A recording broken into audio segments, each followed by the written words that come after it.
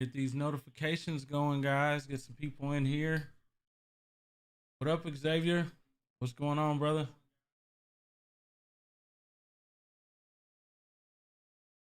I don't know if you were in here last night, but man, we got it in, bro. Like it's been some good lives going on, some really good information, but even more than that, we've been going ahead and I hopped on Instagram and people were sending me pictures of their haircuts and videos, and we just kind of went over them and I critiqued them.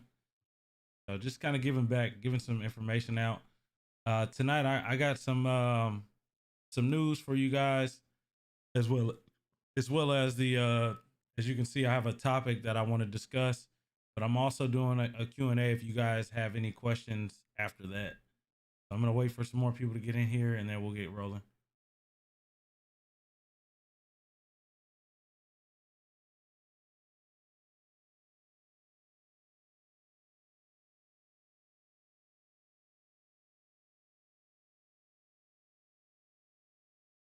So who we got in here today?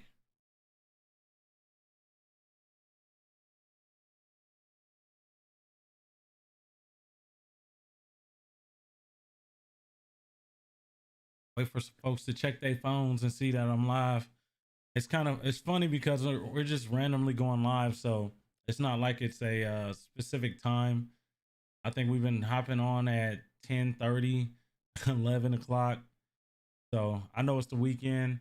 You really can't get a whole lot of people out over the weekend to, hop on this stuff.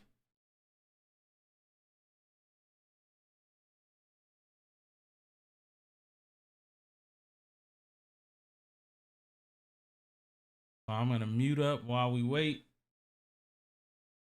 and I'm gonna mute my mic while we wait for a few more people to get in here, and then I want to start this discussion as well as give you guys some information from what I got going on. I'm gonna mute my mic real quick, make a phone call.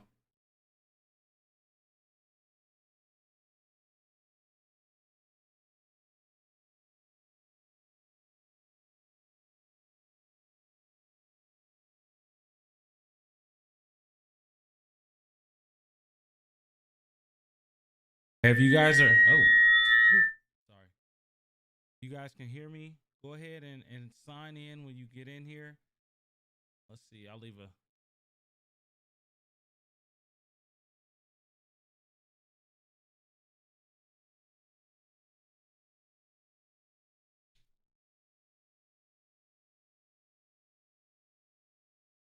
We don't have a real sign in, but I do want you guys just to say, let me know that you're in here. Let me know who I got in here because it doesn't tell me who's in here. It just tells me like the amount of people. But we got some good information. We're gonna get some Q&A going if we have time. This won't be a super long live, but if we got time, we'll go ahead and maybe go over to Instagram and check out a few more haircuts that some subscribers sent last night. Or if you guys are on right now, we can go and any of you guys that are on right now, we can move over and actually do some uh some critiquing of your haircuts. But if none of you guys that are on right now are barbers, like we can talk non-barber talk. Any questions you may have had about barbershop information that you always wanted to ask, and that's kind of like what this discussion is going to be about. Um, some of the stuff I want to talk about as far as the future of my content and how things are going to go.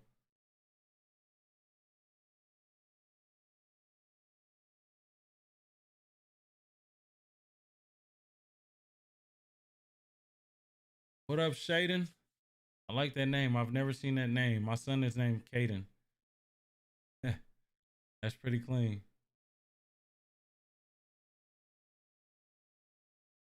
So we're gonna wait just a little bit longer for a few more people to hop in. As you guys are coming in, make sure you like this post, like the video because it's gonna alert more and more people. The algorithm will pick it up and let people know that someone's going live. So if you guys haven't liked the video just yet, go ahead and like it. Let's see.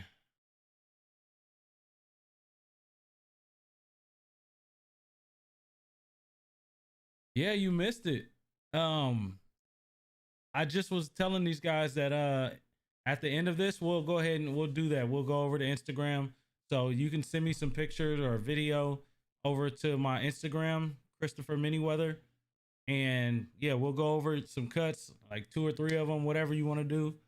If we can, the more people we have, then the less amount then we'll do. But if it's just 1 or 2, you guys want some feedback on some cuts, and we have time for it, I'm definitely down. So as you're coming in, you guys like the video. Let me know who's watching, who's all here, who's watching, where you guys from. I'll start off. I'm Chris. I'm from Dallas, Texas. Well, I'm from Portland, Oregon, but I live in Dallas, Texas. I lied. I'm in Rockwall, Texas.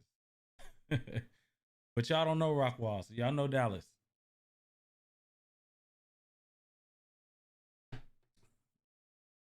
Let's create a poll.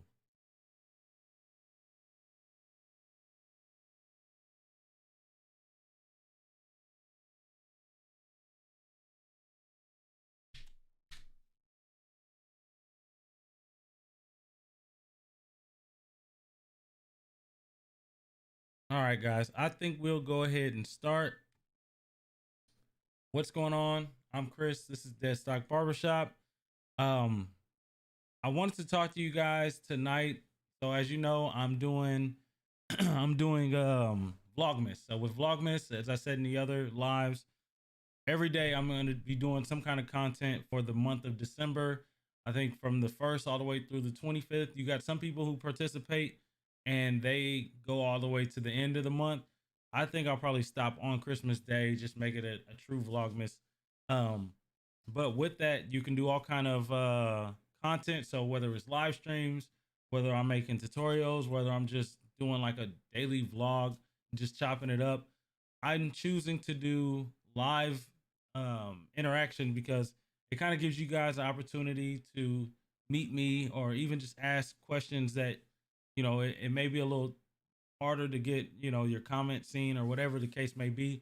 So this is just more personal, I think, and I like doing it. I don't mind talking. ARA is Kyle from Albany, Georgia, but I'm cutting in Marietta, Georgia, Atlanta area. What's going on, Kyle? Thank you for coming out tonight. Xavier, thank you for coming out tonight. Jaden, thank you for coming out tonight. Question. Are you guys, first of all, the people that are in here, let me know right now, are you guys barbers? Is everybody in here a barber, or are you just someone who likes barbering content, or are you someone that's looking to learn a skill? And after that, let me know, is tipping, should a barber or your hairstylist be tipped? What do you guys say to that? What do you think? So that's the question of the day. How much should I tip a barber or my stylist, or should I even be tipping my barber or my stylist?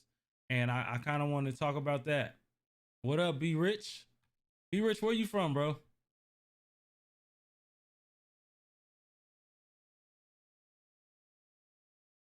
What's going on, Nathan? What's going on? So the question is, are you a barber or are you just watching this content? And if so, do you tip your barber, or do you feel like barbers should be tipped? Okay, so Kyle is 18 months into his barber journey. Is that including time in school? Are you in school or are you in a shop? Kyle. Be Rich is in Toronto, okay. One of them Drake boys.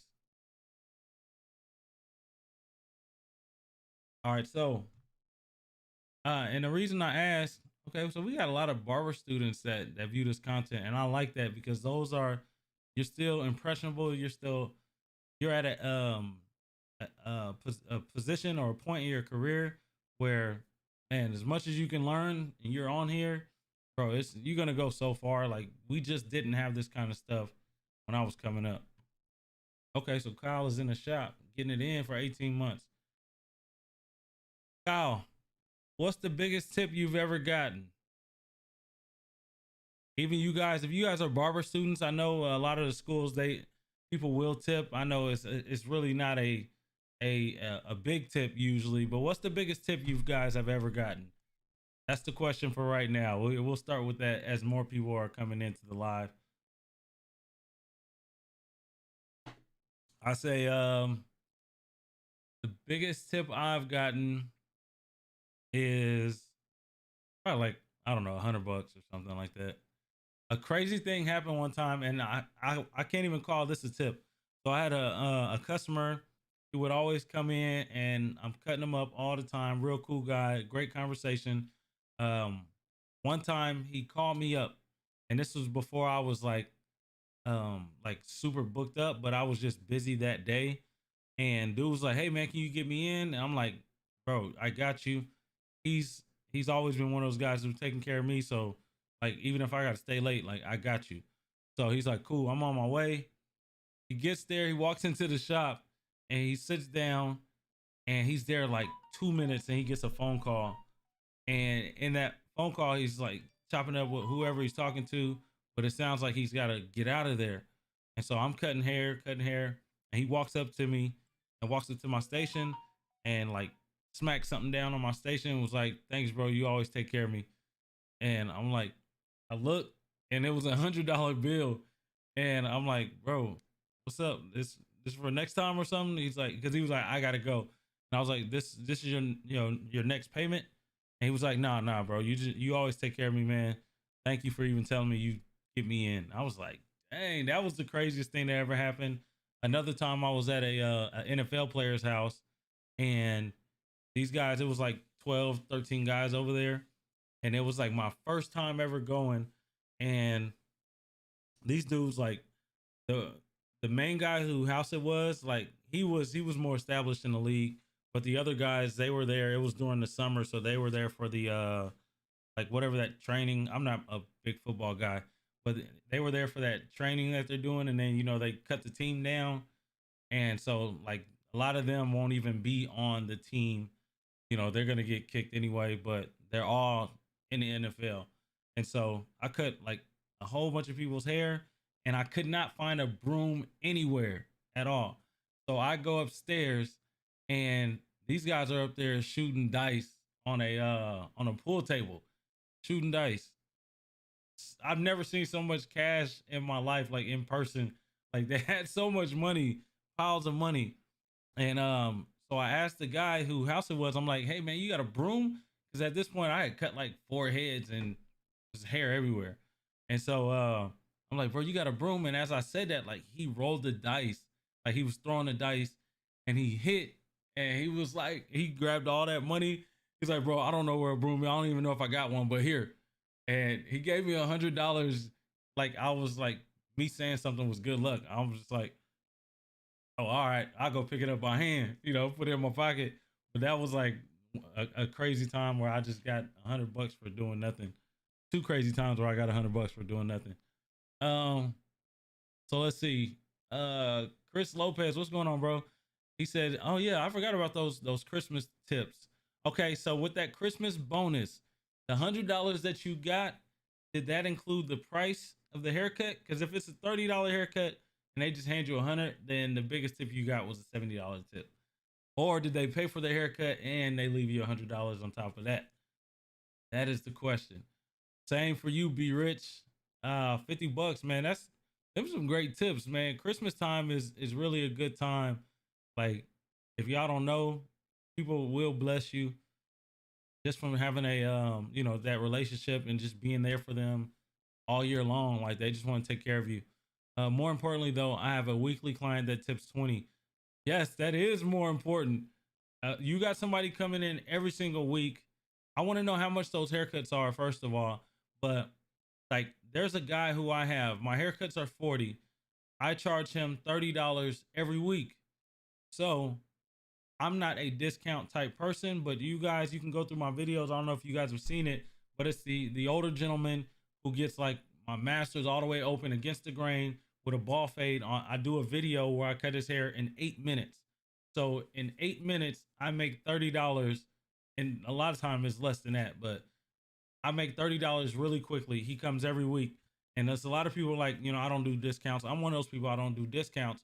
But if I get somebody that comes every 2 weeks at $40 and they give me a $10 tip, Well, that's $50 every 2 weeks. They're at $100 versus he comes every single week at $30, but we're looking at $120 every month, right? So he's still paying more than the average person, and he doesn't really have a his spot is every Saturday at 8:30, which is not really a spot. I start at 9, so I knock him out. Usually we start at like 8:45, and I just knock him out, and it's a quick haircut, and it's an easy $30. But when I go up to $60 a cut, I don't know what I'm gonna tell him. He might be one of the ones that I lose, or maybe I just tell him $40. But even then, I think, yeah, I wouldn't mind doing $40 for him.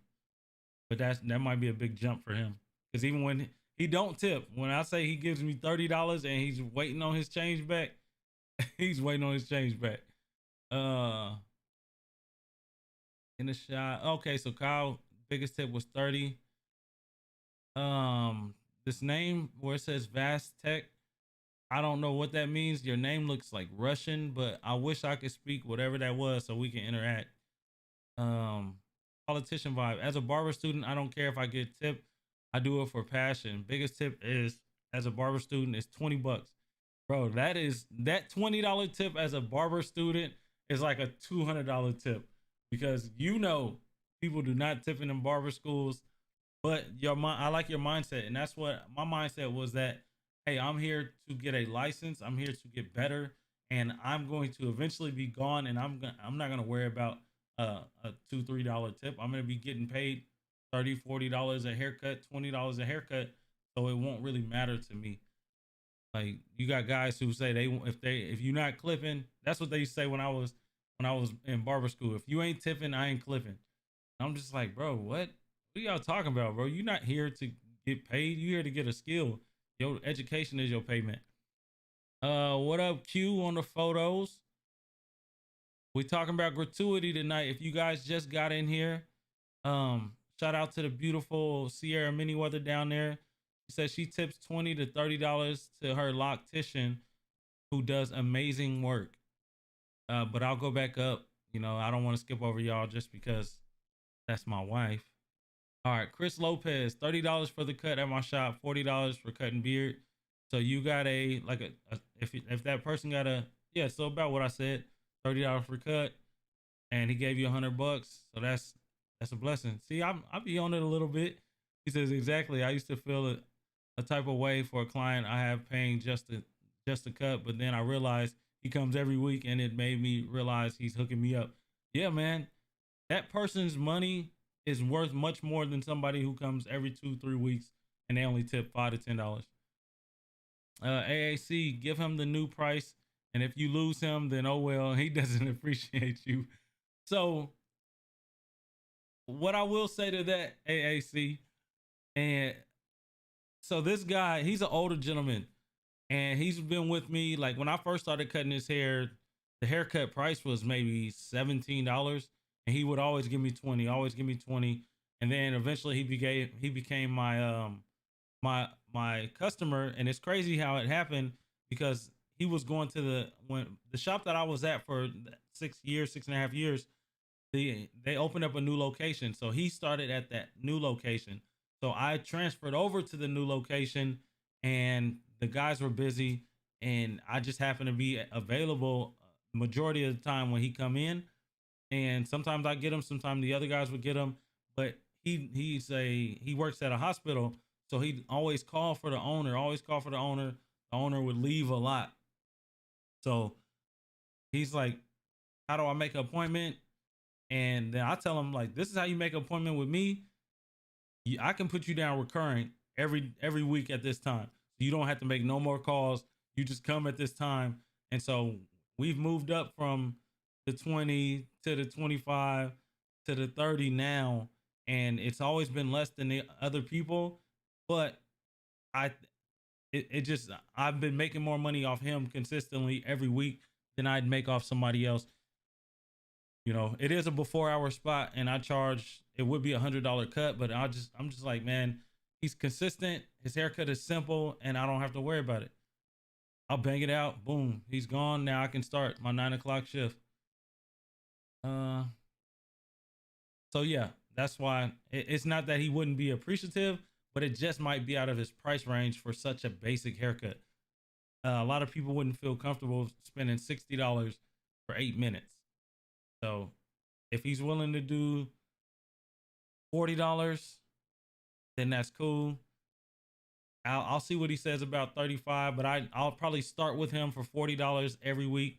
That would give me a, what's that, $160 a month versus somebody else coming in every 2 weeks at $120 a month. I'll still be up. So I'm not really losing. His tip is just included into that overall. So sometimes you got to look at the big picture, look at the month versus that visit. All right. So Chris, he says, check this out. I value tips as favors. If my man tips me on the regular, I'm staying late. Probably coming in early. Non-tipper gets no favors. I understand that. I understand that. Those who take care of you, you're more willing to bend for them. I was that guy. But you see that beautiful woman up there, Sierra Miniweather? The time that I spent away from her is, it has nothing to do with the favor that I want to give to that customer. So if you're going to take up my time to where I'm leaving my family early in the morning or earlier in the morning, or if I'm staying away from my family because I'm working later, then I have to be compensated for that time. I'm grateful that you tip me, you take care of me, but after hours start at 5 o'clock. If you want me here after 5 o'clock, here you go. Now, the type of favors that I might show someone like that is one of my boys. So just 2 days ago, one of my customers, very consistent, never late, always take care of me. He missed his appointment. And he was like, dang, I thought I was supposed to be there at later on at 2:15. I didn't realize I picked the 12:15. So he was like tripping, like, man, I can't believe I did this. I'm never late to anywhere I go. And I could easily say, you know what, don't worry about it. But for him, he wanted to do something. How can I pay for this or whatever? So I was just like, you know what, instead of charging you the no-show price of, it's full price if you don't make it to your appointment, that's $40. I'm in a suite, I'm appointment only. So that's $40. I said, I'll just charge you as a late cancellation. And that way it's only $20. His response was, well, can you get me in tonight? And I'm like, well, I won't be available until this time. He said, I couldn't make it. He said, what about tomorrow night? I'm like, I can get you then. He said, I'll give you $150 tomorrow. And so I got him in after hours. He paid that money. And he's like, man, he was just so hurt that he missed his appointment. I really wasn't tripping like that because he's one of those people that's always taking care of me. Hey, Luda. So you've shown him you appreciate him by giving a discount. Hospital, he's making bank. Yeah, I understand. I understand. But like I said, he's paying more than the average customer because he comes every single week. So over the course of a year, he's paying more than people that even tip, if that makes sense. Because on average, I say people tip anywhere from $5 to $10. So even if you came $50 every 2 weeks, that's only $100. In 2 weeks, he'll have given me 60, but in a month, he'll have given me $120. All right. He said he's not reciprocating. I think he is. So this is how I look at it. The tip is the returning customer. If you come to me every week, I know your tip is included because you're paying my price weekly when the average person is every 2 to 3 weeks. If you're coming every single week, then your tip is included in whatever you're giving me. I definitely don't expect it then. I got a guy, he comes every Friday. The price is $55 for what he gets. He gives me $55 every Friday. I got another guy. When I went up on my price to haircut and beard, it was like $50. He was like, man, if I do that, and it's so funny. He's like, if we go to $50, I won't be able to come every week. And so there's people like that. And I was like, well, what about $45? And I don't advise you do that, but I'm still thinking he's coming every week. So if he's giving me $45 every week, he's still paying more than somebody who would take that spot every 2 weeks. But I said, okay, well, what about $45? He was like, I can do $45. Bro, it's just $5 difference. I'm not tripping, but in his mind, that was enough to make a difference. And so he gives me $47. He gives me a $2 tip every week, 47 bucks. But it's just a mental thing. I had one guy when I did go up to 30, he was like, man, that doesn't leave me any room to tip. That's too much.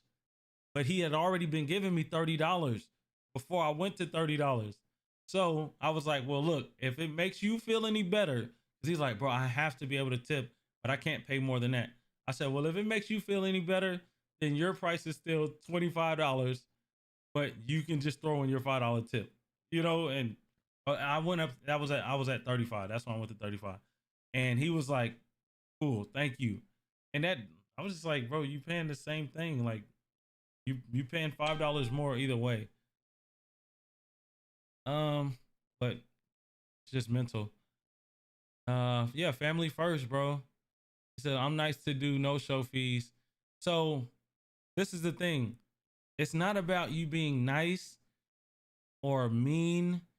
It's about you running your business, and it's about your customers respecting your time. So when you schedule a doctor's appointment and you miss it, and they send you that bill in the mail for the amount that you owe because you missed your appointment, they're not mean. They're just running a business. So it was kind of rough for me. It was even started at my shop because I had multiple customers doing it to me. And I said something to the owner, and he was like, okay, we'll get something going. And so that's when he started with the it was like, if you don't show up, it was like half the price or something like that. Then once I got on Style Seat, then it gave me the option to just put it in there on my online booking. People that sign up for it, they're agreeing to it. It says if you cancel late, so anything canceled within 24 hours is a late cancellation. If you don't show up for your appointment, that's a no-show. I don't even have to talk to the person and tell them like, hey man, what's going on? I just go on the Style Seat, hit no-show, and it's gonna charge the card on file. So and that doesn't make me mean. I had a guy today. One of my customers, he comes every 2 weeks on Saturdays. 2 weeks ago, he did not show up for his appointment, but he's always there. He didn't show up. It was like right after Thanksgiving. So this morning before the shift started, I was thinking like, man, I should text this guy, but I don't do it. So I didn't do it. And here now it's his time to come in, and he's not here. I wait 10 minutes. I text him. I'm like, hey, you here? No response. Actually, he didn't even respond the last time he wasn't there. So I had seen 2 texts that looked similar in a row from me. Hey, have you made it yet? You know? And so I wait a little bit longer, like 10 minutes longer. And I try to call him, no answer. So I'm like, dang, maybe I hope ain't nothing happened to him. So I'm starting to text him. Next thing I know, he calls me. He was like, bro, I completely forgot about the appointment today. Plus, I was out of town for Thanksgiving. So that's why I missed my appointment. And you know what he did? He was like, how long are you in the shop today? Because I'll come through and I'll pay you for those missed appointments. I was like, I'll be here till 2 o'clock today. So he came and he gave me $100 and was like, sorry about that. Did that make me mean because I have a no-show fee? Was he upset? I didn't even bring it up. He knows the policy because he knows the policy. So you just, whatever your policy is, people can either accept it or they don't. If you don't accept my policy, then I'm not the barber for you. So you have to respect my business. You have to respect my time. Neurolinguistics. Neurolinguistics for dummies. Everyone who's a barber or becoming one should read it. Oh, so it's a book. Okay. Yeah. Barbering is really, it's very mental. It is very mental. It's more than just cutting some hair. If you want to build a clientele, then you will realize that it's definitely more than cutting hair. Thank you, Prime Time. Thank you. Where are you guys from? If you guys haven't signed in and said hey, and if you haven't liked this video yet, let me know where you guys are chiming in from. I think it's amazing. We got one guy from Toronto. We got somebody cutting out of Marietta, Georgia. We got somebody cutting out of let's see who else said something. I said I'm in Texas. but I would like to see where you guys are from. And since we do have what 16 people watching now, 17, you guys go ahead and okay, Northwest, let's go. So I'm originally from Portland, Oregon. So I was about 3.5, 4 hour drive away from you, Trey. So I understand that. Unfortunately, I know that it's cloudy and wet. uh, Lopez, you out in Austin? Okay, okay. You ain't too far from me. Somebody said Baytown. That's Houston area. I got a customer from Baytown. I knew a barber. My old shop manager. He's from Sugarland. I think y'all kind of in the same. That's not too far from you, if I'm not mistaken. Um. So while I got you guys on here, I got 19 people and we got 14 likes, and one of those likes is from me. So you guys like this video, so YouTube can send it out to more people. So oh, you moving to Texas? What part are you moving to, Trey? Also, what I really want to talk to you guys about, we will get more into this tip stuff.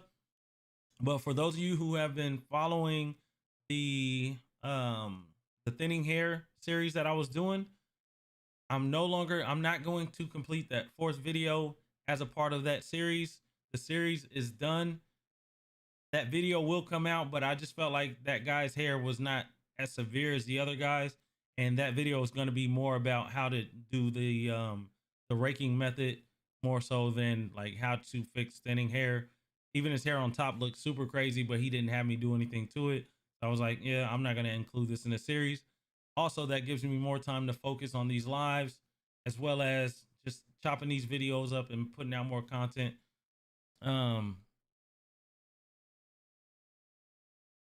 oh yeah, Morano. Hey, Morano is different. M1, that guy, he's a engineer with a barber's license. He is an engineer. Like, he is a brilliant mind. He can't help but to create, you know.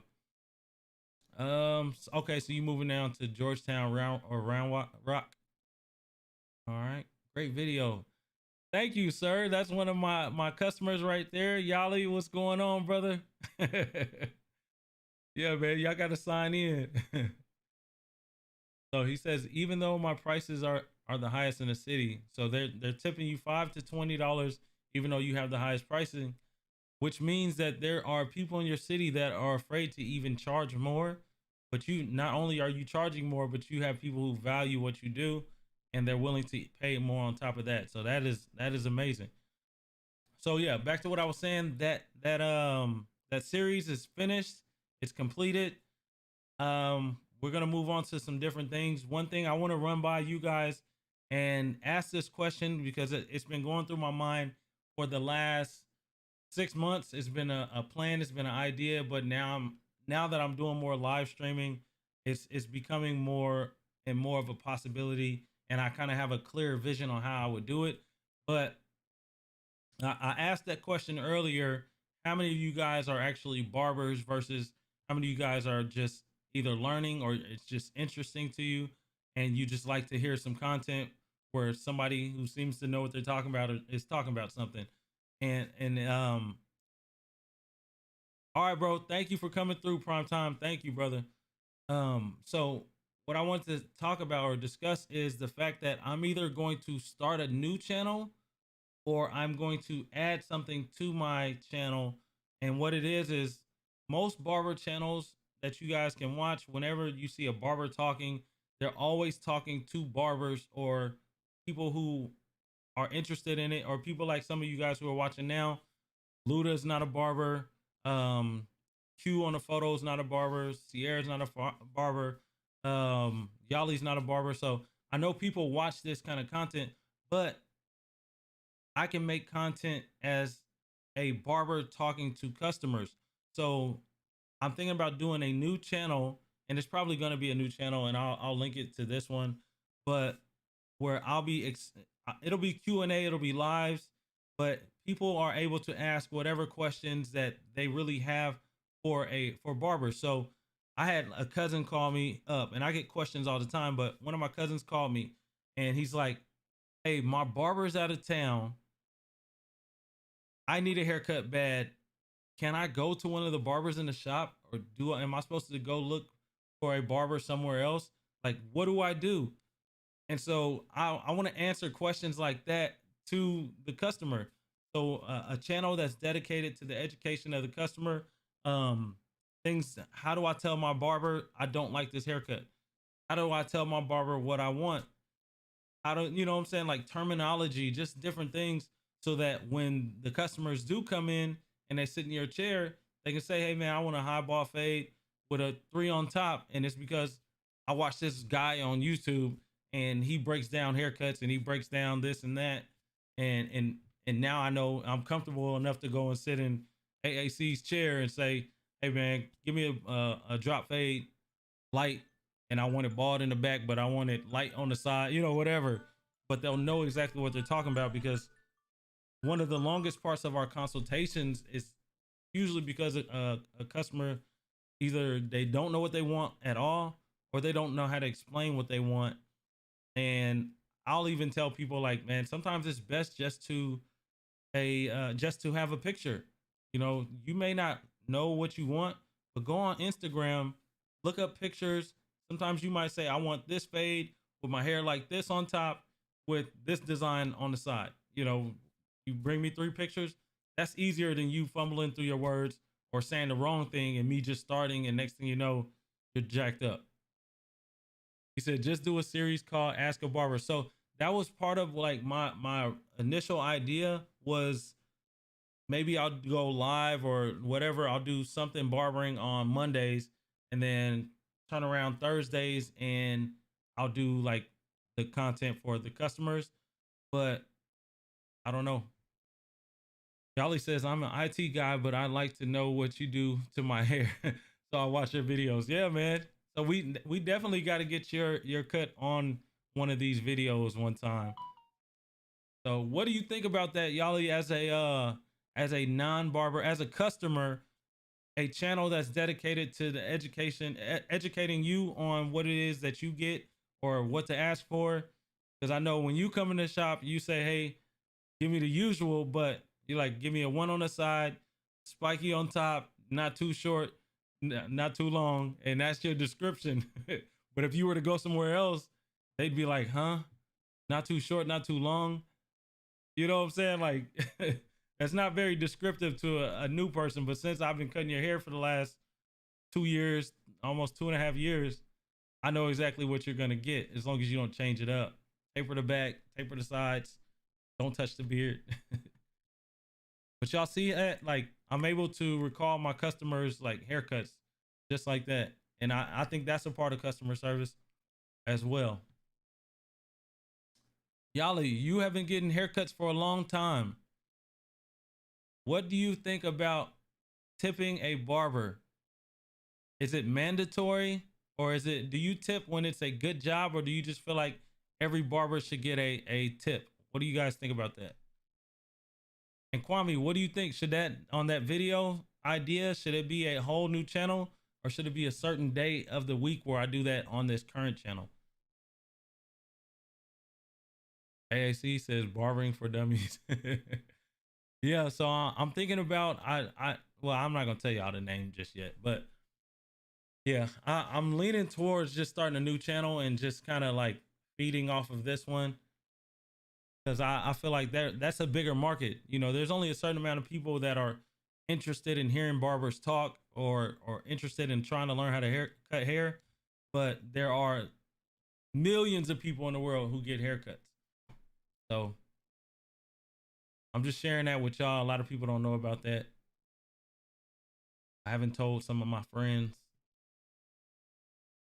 But yeah, is a tip expected? Is it required? For me personally, tips are appreciated, but they're not required.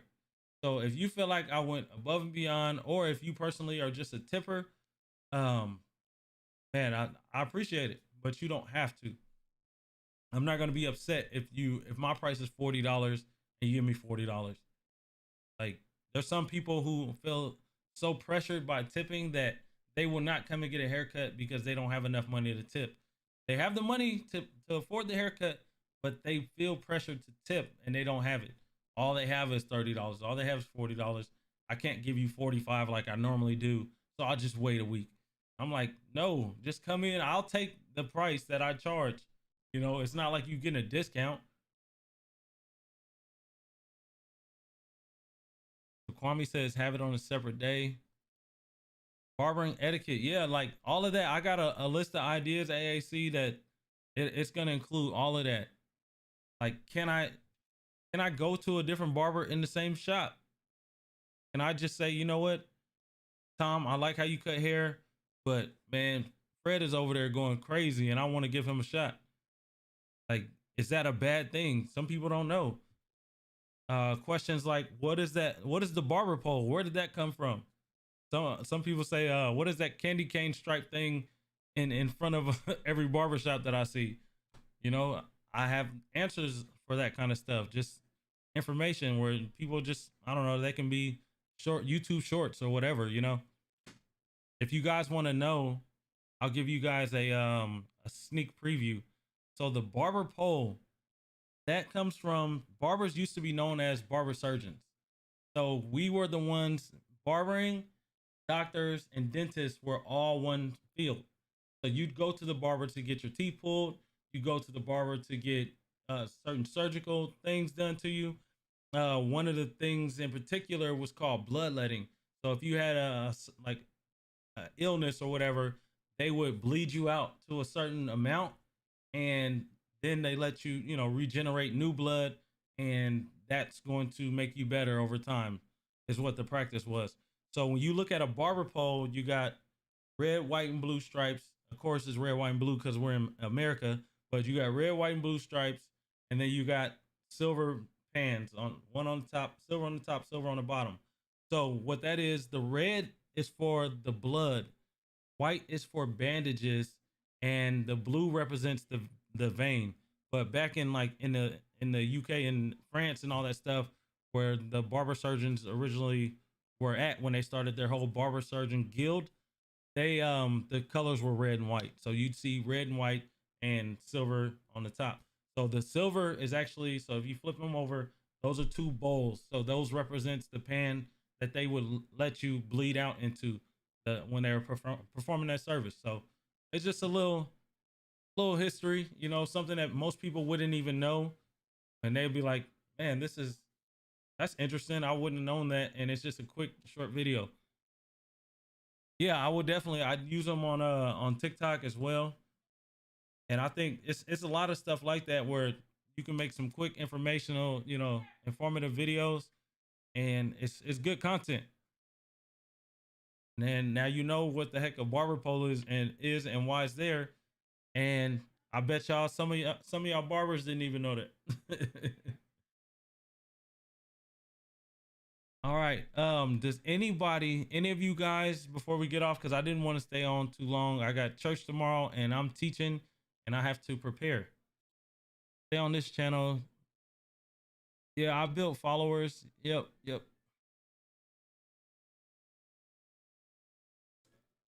Yeah. It's an idea. A lot of the bigger channels, they have multiple channels. Like you'll have one creator and you'll have multiple channels, and they just kind of link the channels in between. And yeah. Yes, my guy Vic. Vic is like one of my real life homeboys, like real life homeboys. And that boy blew up. TikTok changed his life. He just hit 10 million followers on TikTok the other day. Like, I was like, that's crazy. And so with that, it's translated over into YouTube, and he was doing his thing. I think when I first met Vic, he was almost to 100K on Instagram, and I don't think he had even finished barber school yet. So next thing I know, I'm like, he's teaching classes and I'm helping him out at the classes and stuff, and all that stuff with Tomb 45, and we're at different shows and different things. But yeah, if anybody right now, any of you guys have any haircuts, because I do have some time to go over some haircuts. If you guys want to stop by Instagram, send me some pictures. If not, we can end it right here. But those are some things I wanted to talk about, you know, gratuity, tipping, Like I said, for me, it's not expected. It's appreciated, but definitely not required. Yeah, barber interviews, bro. You got my whole my whole mind going over here. AAC, you tuned in. Uh, Said, am I wrong for catching a bit of an attitude when they ask if I cut the back of hair? They ask if I cut back hair. Oh, black hair, black hair. Okay, so you're Hispanic, and you want to know: are you wrong if they ask you if you can cut black hair? The question, I mean, the answer is no. Is it no? Well, I won't say no. I will say don't get an attitude because of it. It's an opportunity. Black people are very particular about who cuts their hair. And in their minds, they don't think nobody white can cut their hair, nobody Mexican can cut their hair, nobody can cut their hair but a black barber. But when they find that person that can do it and it caught them off guard, just like a lot of men is like, you see a woman cutting hair and you like, I don't know, but then they find out that she's fire, then everything changes. So like for me, I was telling the guys the other night, when I moved to Texas, I would see these guys, Hispanic guys with like these crazy fades, nice blends, and I would just be like, man, I want to be able to cut their hair. And it got so much so to the point where I'm like, I want people to like Yali to be Yali, let these people know where you from. Like he's from not Croatia. I always forget. But he's not from America. So when his friends see his haircut, I want them to be surprised that he goes to a black barber. Like that's the position I took. So you can take it and get an attitude and be mad, or you can be like, yo, this is gonna be a surprise because it makes you stand out. I got a friend, he's the only black guy. Oh yeah, my guy's from Bosnia. Yeah, and he's got a black barber, you know. But my guy, he's one of 18 barbers in the shop. Every single guy in that shop is Hispanic. He's the only black dude. I said, you can look at that as a bad thing, or you can look at it as you already stand out. So people are already watching you because you're just going to draw that attention. If you're the only white guy in the shop, that's going to draw attention. They may be looking at you to see if you're bad, to see if you're going to fail. But when they see you over there going hard, bam, I stand out amongst 18 other barbers. And it's not just because of my haircuts, but now that I got your attention, look, I cut hair and I cut hair well. So that's a plus, bro. Like though I know black guys will be like, say, man, you got to go see my barber, man. Yeah, SA down the street. He gonna get you right. And it's so you can use it to as a benefit. It's a plus, bro. Like don't get upset. Do not get upset. Use all of those as moments to show them wrong, prove them wrong. Like, yeah, man, I can get you. I'm gonna ice you up, and then you go ahead and do it. And black guys, most guys are loyal to their barbers, period. But black guys, if they found one, they not looking to go nowhere else, bro. And they gonna be talking, you know, they gonna rep you really hard at work and all that stuff. Oh, you can't touch my barber. Let's see, a day in the life of barber vlogs. That's not bad. That's not a bad idea. What advice would you give the younger version of yourself, barbering wise? Those are always funny questions. Advice to myself.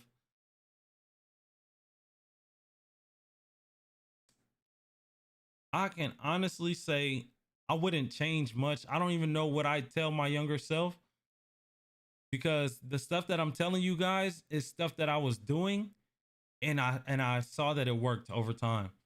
So everything that I'm telling you guys, this is it's been practiced. Like it has been practiced by me. So I tell myself, hey bro, keep doing what you're doing because it's gonna pay off. Keep it up. Consistency. I tell my wife all the time, I'm like, if I can't do anything consistent, I can show up to work consistently and work and be there all day. I ain't got to take a lunch. I'm gonna be cutting hair, enjoying myself. You know, so if I was to tell my younger self anything, it wouldn't even have nothing to do with barbering. Like it would be like consistency in other areas of my life. Like, you know what I'm saying? Like how to be a better dad, how to be a better husband, like things that I can really improve on. As far as what I'm doing in the barbering world, like I feel like it just all came because I was already putting in that work. Um, so, but any advice that you hear me, Breezy, giving out, like take that advice, because that's something that if I didn't know that information, I would have loved to have heard it. So that's why I give it to you guys, because a lot of times I didn't hear it from people, but I just applied it anyway, just trying to make something work. He said, I don't really get mad, I get smart. Yes, I cut black hair, and if you like it, yeah, you gonna make them pay double, huh? Yeah, man. And people don't mind you joking around with them like that, you know, but they really just want to know, can you cut? And so just, if you in a black shop, you might not be, but if you in a black shop, bro, awesome. Because the black people that's looking, they're gonna be watching like, man, that Mexican dude can't cut no hair. Or even for any of you guys, if you're just a new barber in the shop, they like, that dude can't cut no hair. You could have been cutting hair 20 years. They ain't never seen you. They just gonna look at you and say, you can't cut no hair because you new. Like, bro, I'm not new. I'm just new here. Am I gonna get any products? What do you mean by products? You like brushes, or am I selling Johnny B gel, or am I getting merchandise? Like, what do you mean by that? How old was I when I started cutting? I started cutting hair, I was like 15 or 16. I just turned 35 back in September. So I've either been doing it 20 or 19 years. I can't remember. What holds back new and upcoming barbers in this day and age? I think social media helps and hurts up and coming barbers, because it presents a image and pressure on you guys. Kind of like when you think about young people in general and social media. So you don't really have someone that's 12 years old doesn't really know what real life is. And so when they look at social media and they see everybody's doing well, they don't really know that this is an image that's being portrayed. And I feel the same thing about the barber industry. You guys get on social media and all you see is, you follow all these blurry fade posts and these repost pages, and you like, man, I'm posting, hashtag, hashtag, hashtag. I want to get on Barbershop Connect. I want them to see my work. Or you just like, man, I won't ever be that good. Look at my work now, and I'm looking over here in this video, and this guy is doing an amazing job. I won't ever be able to do that, but it's just not the truth. The truth of the matter is, the majority of the people in the world, there's more places like Supercuts. So let's just look at America, right? America is 77% white when you look at the population. When it comes to black people, we are 13. I think the population might have decreased a little bit to 12 point something, 12.8. So let's just say 13% of the population. When you think about what's going on, and now you got an increase in Hispanics, and the majority of the people, Hispanics and whites, were going to salons. If they were going to barbershops, they were the old school barbershops, but people weren't really getting fades and things like that. So what that means is, the majority of the people in our country are not getting fades. The majority of white people that you see are not faded up. They're getting a number 3, a number 4 on the sides, trim the top with scissors a little bit. I'll see you in a month. I'll see you in 2 months. That's the average American person that's getting a haircut. So it's not the norm to see, even though your social media, when you go on Instagram, everything you see is a fade, a blurry fade. That's not even what everybody wants. But that's what everybody you follow is doing. So now you're like, okay, I got to do what everybody on Instagram is doing, but you're not looking at, why aren't Supercuts closing down? Why aren't Great Clips closing down? Why isn't Pro Cuts closing down? Why isn't Sports Clips closing down? How are all these places all around the world $1 million businesses, but then we're looking at $30,000, $40,000, $50,000 a year barbers trying to imitate them, when it's a whole nother market out there that's really like looking for some really good barbers? Because now what's happening in the shift in our industry that's happening is, more people are looking to start getting fades. You got more white guys, when it used to be and just got to be honest, the white America controls what business looks like. So what's professional and what's not. It used to be a shaved clean face, but now we got more younger guys that are CEOs, and they're coming in there with business with no longer wearing suits, you know, but now they got beards and they got tattoos, and so they're changing what the image of professionalism is, and they're getting ball fade comb overs. So now the industry is taking a shift, but the majority of the people aren't doing all that. So you guys, you'll look at that and you think, oh well, I got to get like this barber, but really you need to be looking at what's going on in the industry. Most people aren't as picky as these guys, you know, that whoever you're seeing online. Sometimes it's the barber that's picky and he's making that haircut take 2 hours. I know, like I said the other day, I know a barber that charges $100 a cut, and his videos are great. YouTube videos are great. His pictures are amazing. But what you guys don't know is that it takes him 2 hours on every cut. Now, every customer does not have 2 hours to spend in your shop. So what are you going to do? You're neglecting that 30-minute customer, that 45-minute customer that I just needed to pop in on my lunch break. But now you laying me back and you putting enhancements and you putting black mask and you blowing steam in my face. And you got to pull out your new $200 Babyliss hand massager to rub all on my face with a hot towel over my face. I didn't ask for all that, but you're doing it because you saw it online. When customer service is you giving me what I asked for, not what you think I should have. Now you can put your twist on it and your expertise to it, but you don't add services to me, even if you ain't charging me for it. You just like, oh yeah, he's gonna love this. Well, really, I needed to be out of here 20 minutes ago. And that's what I really would have loved more than you giving me this massage on my neck and this hot towel on my neck. So I think those kind of things is deceptive, and it throws off younger barbers because you haven't been in a shop enough to see that, man, nobody's coming in really asking for this stuff. I just see I'm following barbers and they're doing it, so that's why I'm doing it. So we've allowed barbers to tell barbers what customers want versus customers telling barbers what they want, and we give them that. So now you got everybody getting enhancements. It don't matter if they white, they black, whatever it is. You just seeing your favorite barber doing it, so you doing it to everybody. Like, am I wrong, Yali? I only give you what you asked for, right? And you've been coming back ever since. He says taper the back out. I'm gonna taper it out. I'm not gonna say, well, I like doing ball fades the most, and let me lay you back. I don't care if you got to be somewhere in an hour. It's about to take 2 hours. You're gonna stay here with me. Like what? Like, bro, that was cool. That was a good experience, but I'm never going back there. I'll go back on my anniversary when I took the day off, and I'll hang out there for 2 hours with you. Yes, you guys, I'm working on a logo. I'm working on a website, and once I get my official logo, then I can get my he said I don't need a hot towel. Then I can get my merch going, and I really want to get some shirts and stuff. But what I'm looking at, I don't want my logo, even though it's a Dead Stock Barbershop, I don't want my logo to look like anything barbering. I want it to look like just a fire like clothing line, if that makes sense. So anybody can wear it and not even know like Dead Stock Barbershop. It might just say Dead Stock on there with just like a fire design. Uh,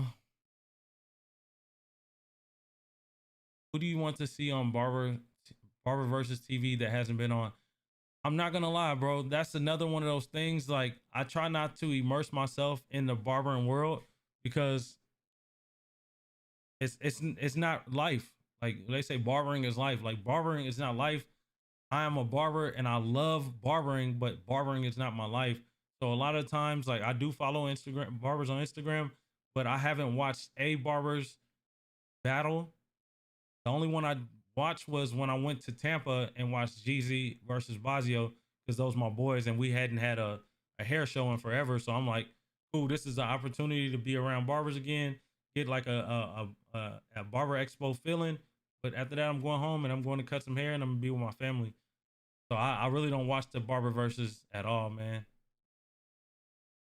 Uh, and then even like when they pick the winners and stuff, I seen part of the Kenny Duncan versus Bones, and I might have seen a part of another one. but it's like they just pick their favorite barbers. It don't even matter what the haircut looks like. I'll be like, how did that win?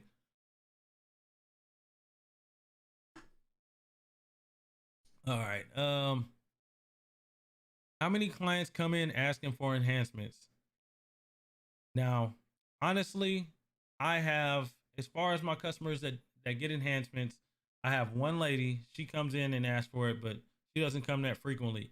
My guy that comes every Friday at $55, he gets enhancements every week. Um, but other than that, I might have one person. So I probably do no more than two, and you know, two people that gets enhancement every week.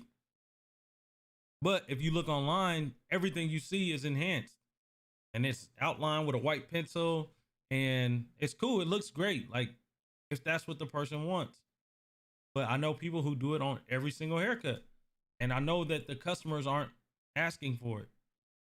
So what you just did was now you added more time to your service and it took away time. So let's just say it took you additional 10 minutes.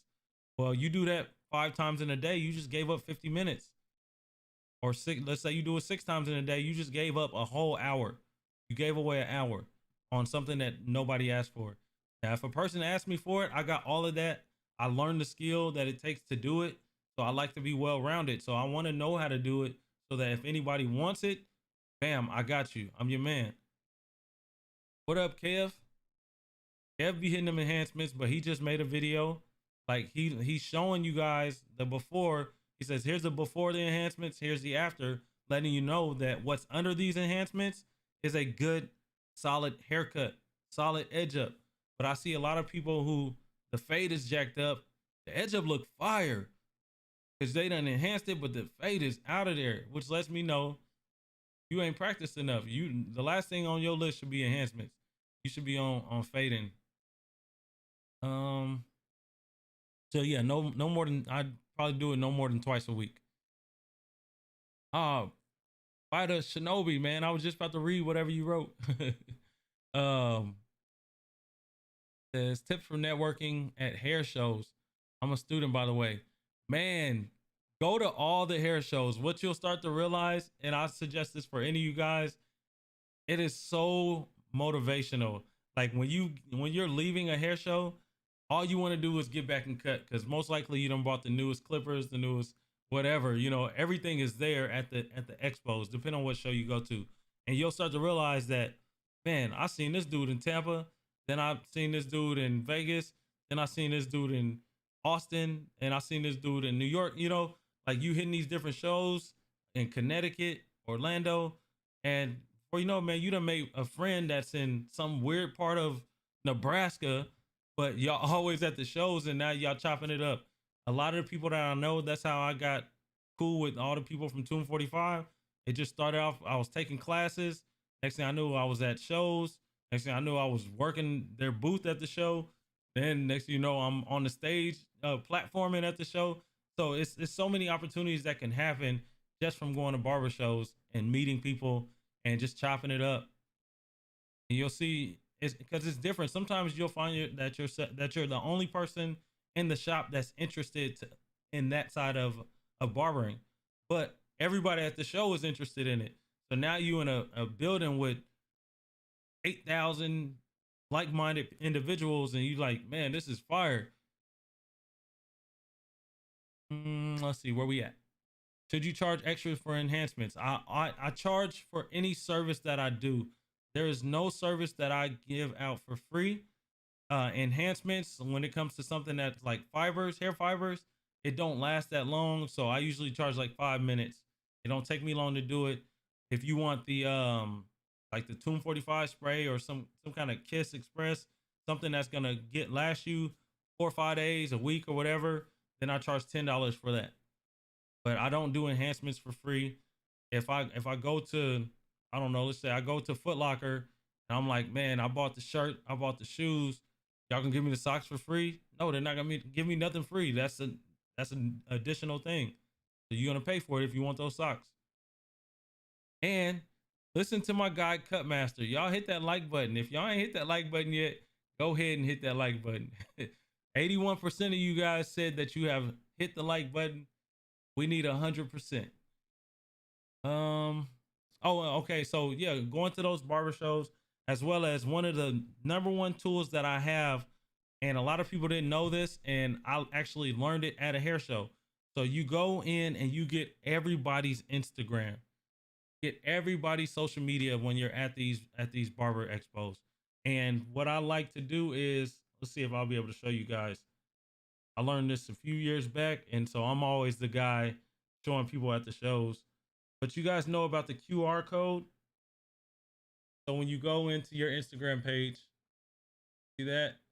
And then you go up to the little menu in the top left corner. You click on that, and that brings up your QR code. And so from there, people just pull up their camera and they just scan that.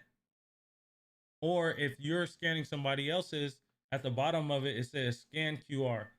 So now it turns your phone into you can turn your phone around and you can scan somebody else's. And so we would just get a lot of, get everybody's Instagrams like that, just really quickly, instead of typing it out. Oh, what'd you say? What's yours? Here, take my phone. It's just a simple way to do it.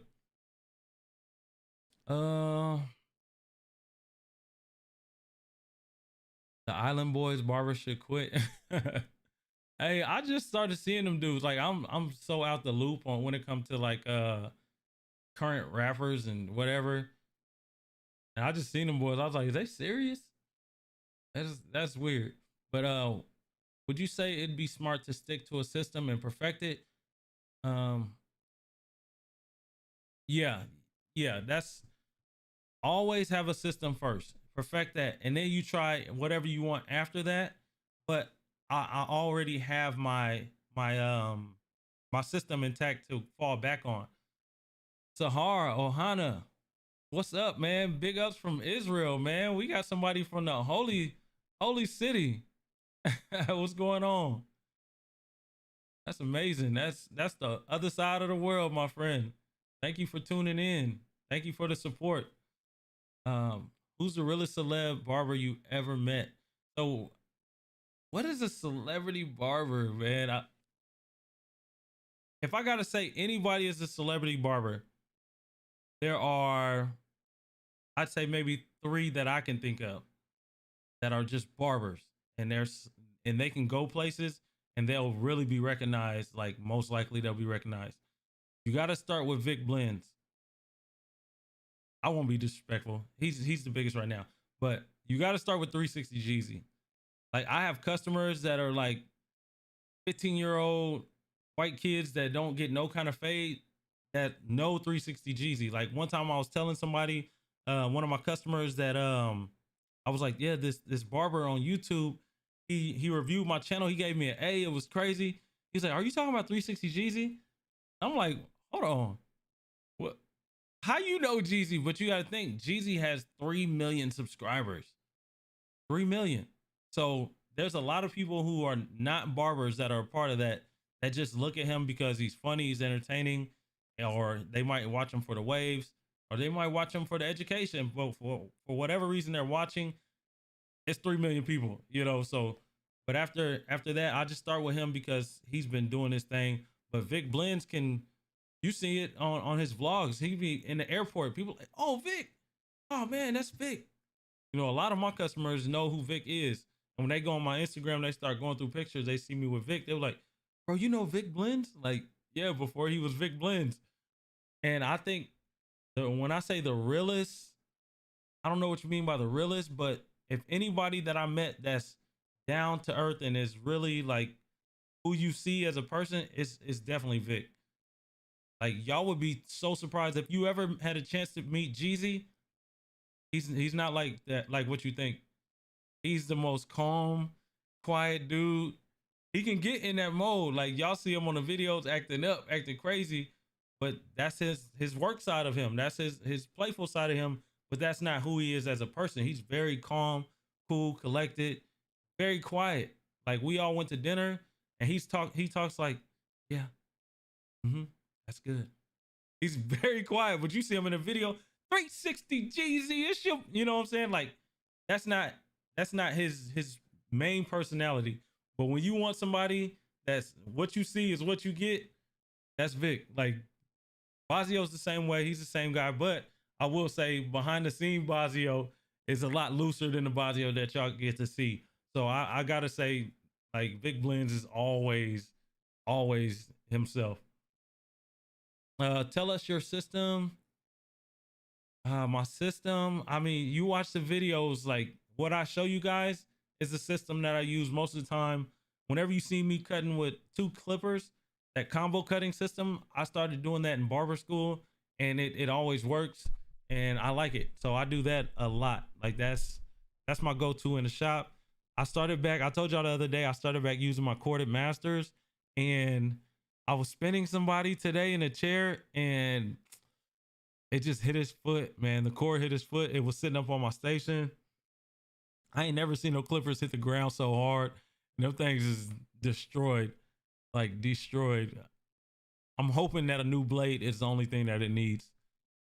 But I didn't want to charge him. Like I'm the one that spent them around. Says what's the right thing to what do you mean? Oh, hold on. Opening barbershop at good location with no customers, or wait for the right amount of customers. Sorry about my English. No, I can understand that. That is good. So a lot of people, when they want to open up a barbershop, they usually have established their own clientele. So you got to think, as an owner, can I afford to have this place open and not have any barbers? Can I afford to pay this monthly lease by myself? So if you don't have the clientele yet, and the area isn't known for a barbershop, so it may be different if you're taking over a barbershop that's already established. But if you're starting one from scratch, people don't know that you're there. You're gonna have to promote. You're gonna have to promote to barbers. You're gonna have to promote to the locals.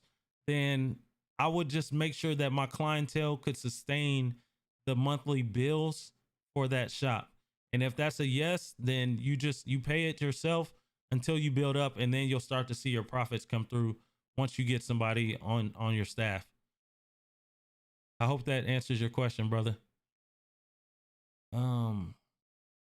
Anthony, to have you view our haircuts. So yeah. Send it to my Instagram, Christopher Miniweather on Instagram. Breezy says, does your system ever change with different hair textures, or does it stay very similar with a few tweaks?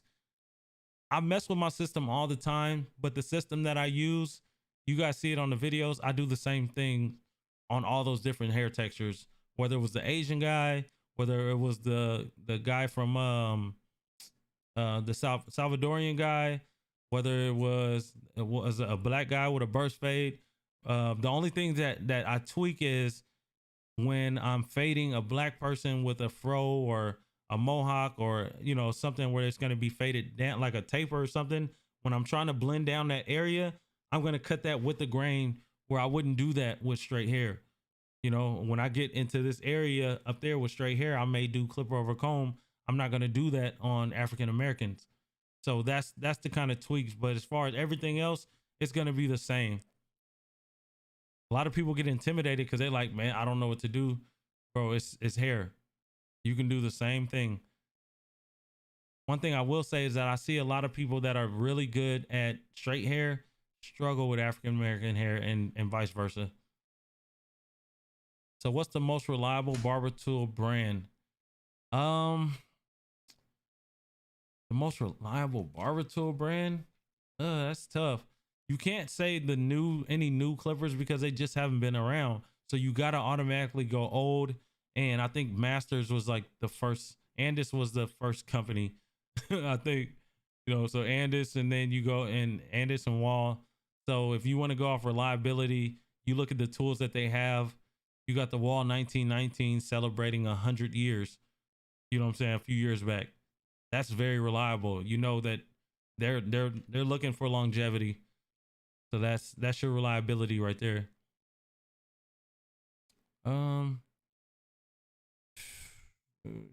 Once they drop, they start running different after. Yeah, man. Don't drop your tools if you can. I've had those masters that dropped. Those are my masters from barber school. I don't drop my tools, guys. Like, I was heartbroken, but I was like, yeah, I got cordless ones. I got another pair in my drawer. Oh, he said, okay, thanks. Yeah, I hope that helps. Gamma or Babyless? I just I just got on them ergos, bro. I really don't touch my Babyless clippers no more. I can't speak for the trimmers. From what I've seen, I think their trimmers are pretty bad from what I've seen, but I haven't used them personally. They just don't look like they work that well to me. So I'm actually gonna take Gammas on based solely on one clipper, and that's I think I got the Ergo Plus or something like that. And those things they cut very well. Waller Andis, I learned on Andis, man. So when I got to barber school, they gave me those masters that I just dropped today, and they've worked all the way up until now, and they do it all. Um, do you always debulk when doing a taper, or does it depend on the length the client has on the sides when they? So I will always debulk. Yeah, I'll definitely venture to say I always do. So let's just say it's like a wavelength taper. Well, if I'm gonna taper down here, I'm usually still cleaning this up with like a number 2 open. So that's technically debulking. I want it to be a nice smooth transition all the way down, even behind the ear. Like I don't want this to be dark here and you got a nice taper here. Like I'll start to kind of clean it up to where it transitions a little better on the sides. A lot of people neglect that area. They'll do a nice taper here and it'll just be all dark behind the ear, all the way down to the taper in the back.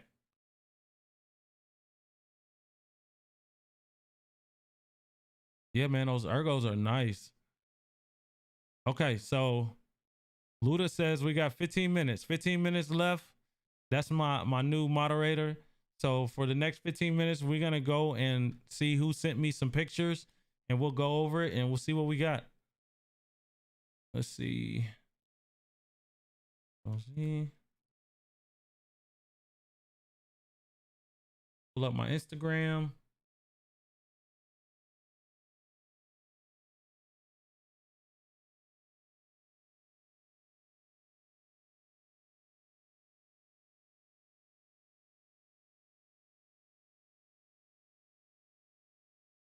Instagram messages. All right.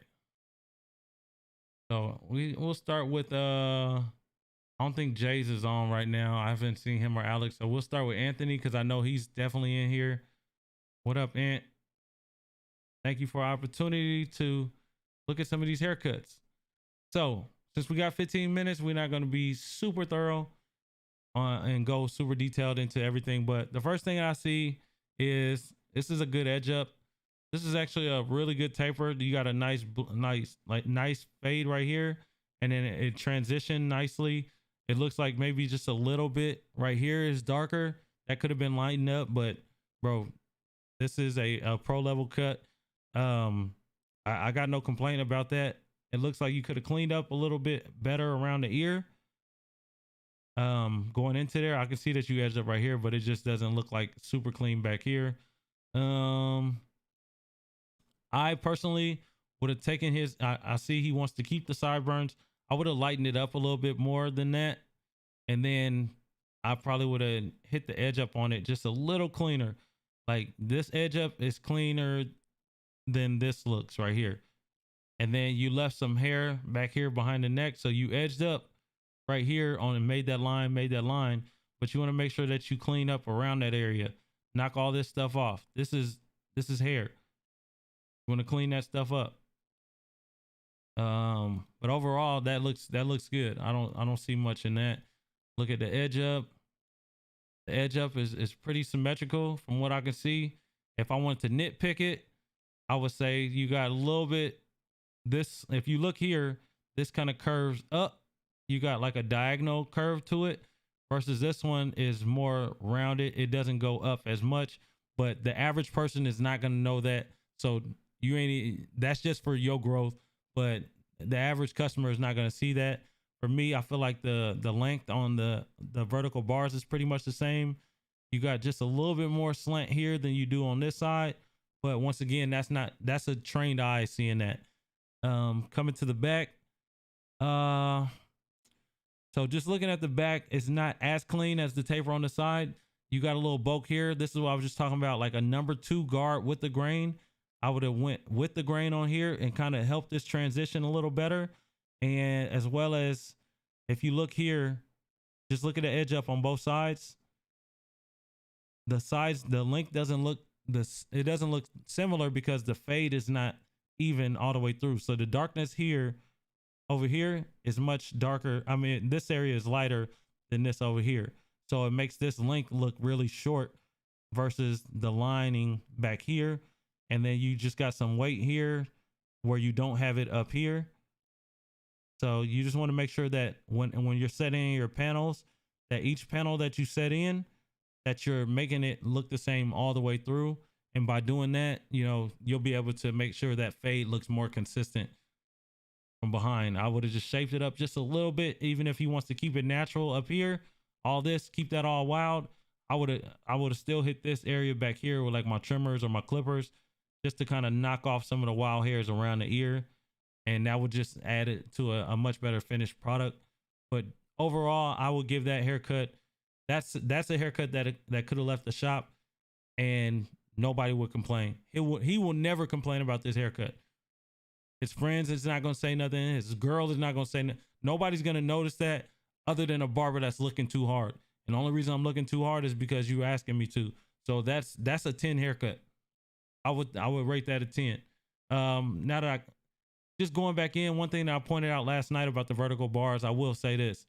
Make sure that you lean in this line back to the right a little bit, and on this side back to the left a little bit, because as you can see, if you don't, it makes it look like it's slanting forward diagonally, and you don't want the edge up to look like that. But other than that, man, great job. So I'll say a 9 out of 10. But if we talking about leaving out the shop, it's a 10 out of 10. Now, if you want to go and compare it to the coldest barber in the world, you're going to see that it could be better in some areas, but you're not comparing your work to them because you don't work with them. You don't work for them. You work for the customer, and that customer would love that haircut. He's coming back every 2 weeks. He's coming back every 3 weeks. You did an excellent job. On this haircut, it's kind of like what I showed the guys last night with the guy who had the curly hair on top. As you can see, you went a little higher up in this area. You see those light spots? You went higher up here than you did down here because this is much darker. So when I'm doing a fade like this is another one of those things. If you guys go back and watch that video where I say, don't cut another black person hair until you watch this. I show how I transition that. So this is the fade. This is what I call the fade down here. I call this area the blend. So you got to work on your blending and transitioning from this length up into this length a little smoother. It could definitely be smoother than this. I don't know if you're cutting hair with a brush or a comb. Make sure that you have that in hand. And after you do a few strokes, brush it down, because especially if you're taking pictures right here, I would have brushed that smoother before I took the picture. So I want you to develop your eye in a way to where you can see that this does not look like a finished polished product. That's one of the things that I do say Instagram is for, is because people show you what finished polished products should look like. So if you say I compare this to that and I want my quality to be as such, then if you compare that to that doesn't look as smooth. So you want to make sure that you're brushing it down. Even on my video that's called like Kevin Durant type hair, you'll see I'm constantly brushing that kid's hair because it curls up. As you're cutting it, as you're doing those strokes, it starts to separate like this again, and you want it to look evenly dark through there, nice and smooth. If you follow this shape of the fro, you see this hair sticks out here, then it dips in and goes up straight, and then it sticks out, and then it slants here. Most people, they're going to want that shaped up a little bit better than that. If he didn't want nothing off the top, I'm still going to at least shape up the front so that it doesn't look like that, and then I'll hit the sponge on it. Edge up, not bad. It's kind of rounded up here, so you want to make sure that you, like I said, if you put a little slant in here, this is going to slant back a little bit in this area, and then you connect that line. That's going to give you that point. But if you look at yours, it doesn't go in over here, So it almost cuts off the point. It gets a little rounded there. Just a little, this could have been cleaned up in here, down this, in this area, as well as you got some spots. So you just want to knock out those little dark spots. If he didn't want you to touch his face, I would have faded it just a little bit better, because I see you blended it a little bit here, but then it looks like it just starts here. So it looks like it's all bald and then it starts here. So I would have just faded that a little bit better. And I might would have just threw a line on the back for him just to make it look clean. But overall, not bad at all. I'll give you 6.5 to 7 out of 10 on that one. Another angle. So you see, you got dark, light, dark, light, dark, light. So you just want to make sure that it's going dark to light, not dark, light, dark, light. All right. All right. So here we got, looks like he's got a taper on both sides. Edge up is pretty clean. Once again, I know what this edge up looks like from the front because I can see that it's not, you didn't put the angle on it going back towards the left. You just went from the bottom. If you look from the bottom to the top, it looks like this line is going slanted to the right. So when you look at them from the front, it's going to look like it's slanting severely to the right. But overall, this is one of those spots again where I said I'd hit that with a number 2, maybe start off with a number 2 open just to go like straight down. You know, let me see. How can I do this? So if this is his head and his head is curvy, I'm just going to take that 2 straight down. I'm not going to go and curve it with it. I'm just going to go and knock off that hair on the sides. And it's just going to make this be smoother, but it'll still be dark versus trying to cut up with against the grain. And next thing you know, you'll be done chased it all the way up, but you didn't do that. But I'm just trying to say, it can definitely be cleaner. I see you hit this line behind the ear. It's just a little shaky. It could definitely be cleaner. Especially in this area, you got some dark spots in here. You just want to, just like I said, make sure that you're brushing it. When you did the fade on here, on this beard, on the sideburn area, as you can see, it's kind of bald here. And then you got like a line with it. And this line is not as clean as it could be on the sides or the back. What I usually do with this kind of hair in here, I'll brush it like towards his face. And then I'll edge it up. And then back here, I'll do the same thing. Uh-oh. And then I also want you to look at how this taper looks from the back. So from the back, it's dark, and then it looks like it just shoots up right here. So that means that transition from this angle wasn't done as good as it could have been. And then when I come over to this side, immediately I notice that this taper is completely different than the other side. So you're much higher up in this area. The other side, remember I said you kept it pretty dark, but over here, it looks like you did what I said I wouldn't do, which is keep cutting up. And next thing you know, you've chased it way higher. So I'll go back. Y'all can look at that. Keep that in mind. Look how light that is up in here. And then looking at this one, it's so much darker in here. So your taper is like in this area and it gets darker as you're going up. This could have just been a little bit knocked out, but it's not bad. But then when I get to this side, it looks like somebody else did his haircut. And so what we're doing is in that system, making sure that whatever I did to this other side, I'm going to come over and do the same steps in the same areas so that I can have the same looking haircut. On this side, the edge up is, you kind of slanted it in a little bit more on this side than you did on the other side. The other side, remember, it was kind of slanting forward.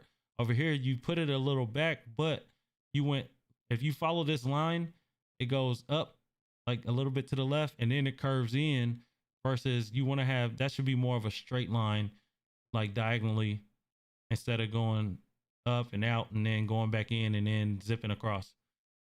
But it's looking like if I had to rate that one, and I'm talking about from a professional barber stance, I'll give you 5.5. Like if I seen that coming out of a shop, that's different than, and I know you're not in the shop, so I'm just rating you as a professional barber. But let's look at that edge up from the front. All right, so as you can see, like what I said, it looks like it's slanting in this way. This one, you still kind of got that slant, but except for when you get back here where you kind of dipped it in, you see it looks like it goes in more. So that's why you want to take that edge up outwards a little bit in that, you know, diagonally. This side is, if you look at this corner to this corner, this side is lower. But I think a lot of times when you do throw a part in there, that kind of hides that. Just looking at it from this angle, I see like I would have just cleaned up this little froey hair, just kind of shaped it up a little bit. Even if he's leaving this natural on top and he just wants a sponge, you can still clean up the sides, the areas that you did cut a little more. But the edge up is actually, honestly, it's not that bad. So just looking at the edge up, you didn't give me a picture of the back, but I'll bump it up a little bit from the front. For the front view, I'll give you a 6. But just looking at how different the sides are, that's just the thing. We're looking for creating consistency in our haircuts, so that comes also with having a barber chair and a mirror, and you're spinning the person around. You're able to see exactly everything. You know, you don't have the best lighting. That's one of the reasons I don't like doing house calls. Is you're cutting hair in the lowest quality conditions, and people are expecting to give you for you to give them the same type of quality in more harsh conditions. Like it's hard to do what I do in the shop in your house with bad lighting and in a messed up chair or whatever.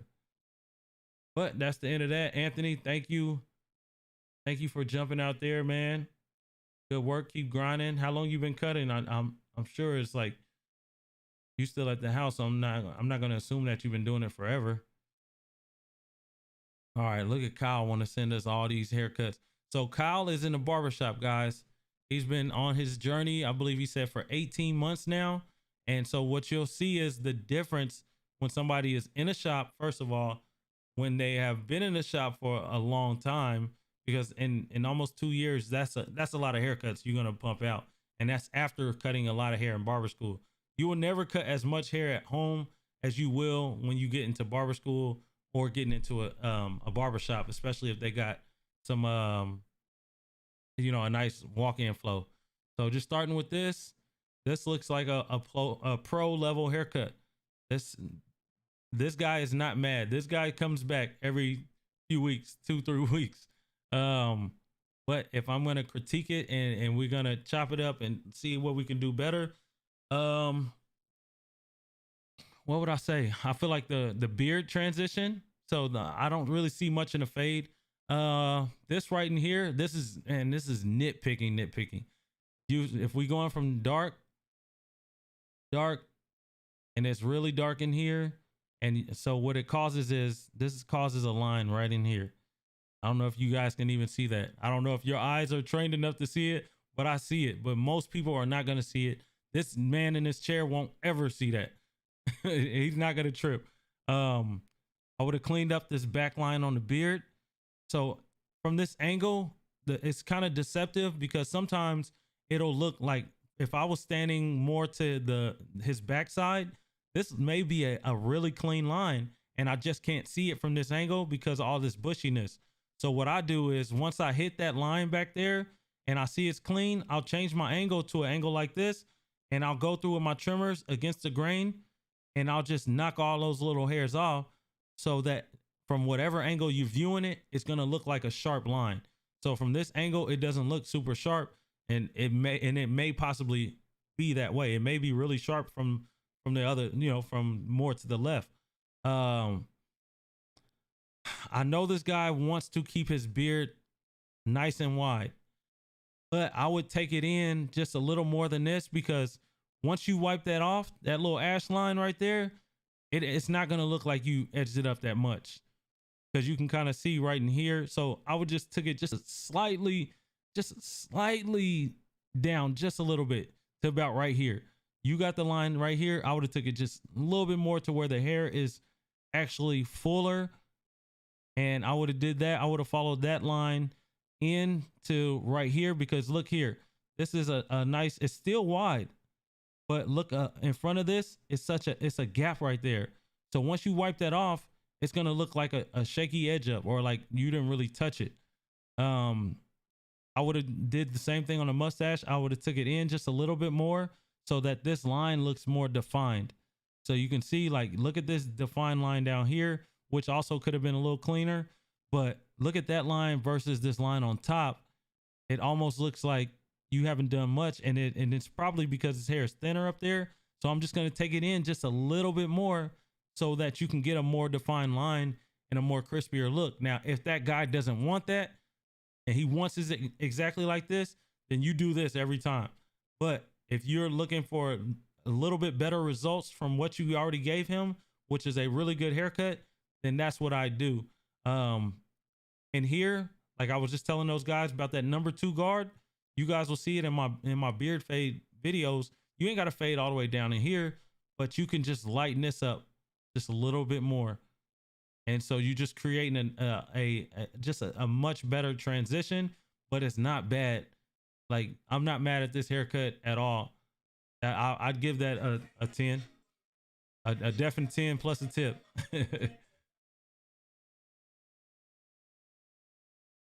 Edge up clean, sharp, on point. All right, I'm gonna have to look at this a couple times.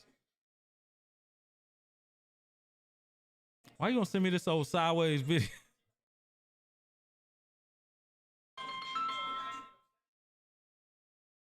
Hello? Yeah, y'all can't see me?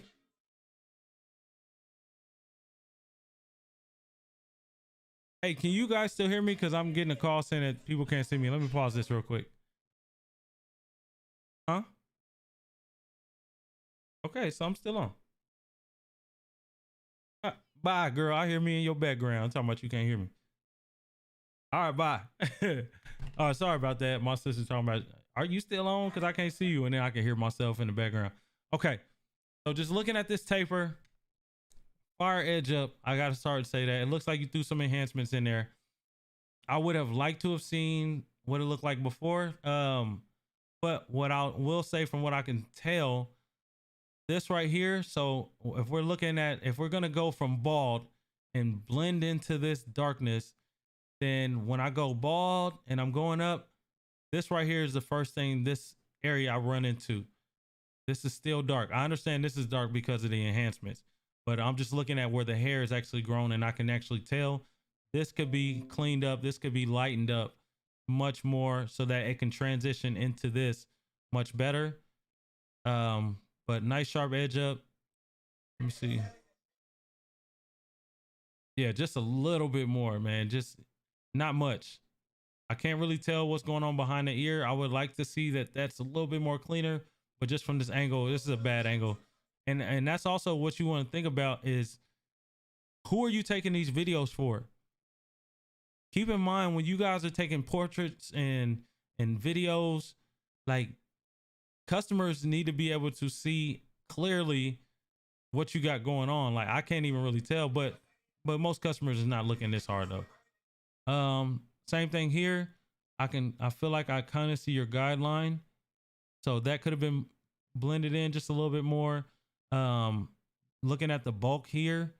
So as you're going from fro to taper, it's just kind of like a heavier weight line here. But bro, these are pro level cuts, man. What I will say is this: you got some enhancements in there, so it's probably kind of hard to tell for a lot of people. But I'm just looking at the texture, what's going on. It looks like the taper is much higher over here, because you come up pretty high into the fro area right here, and you can actually see what I was talking about as far as that weight line. You can see it. I mean, your guideline. You can see that a little bit better from this angle.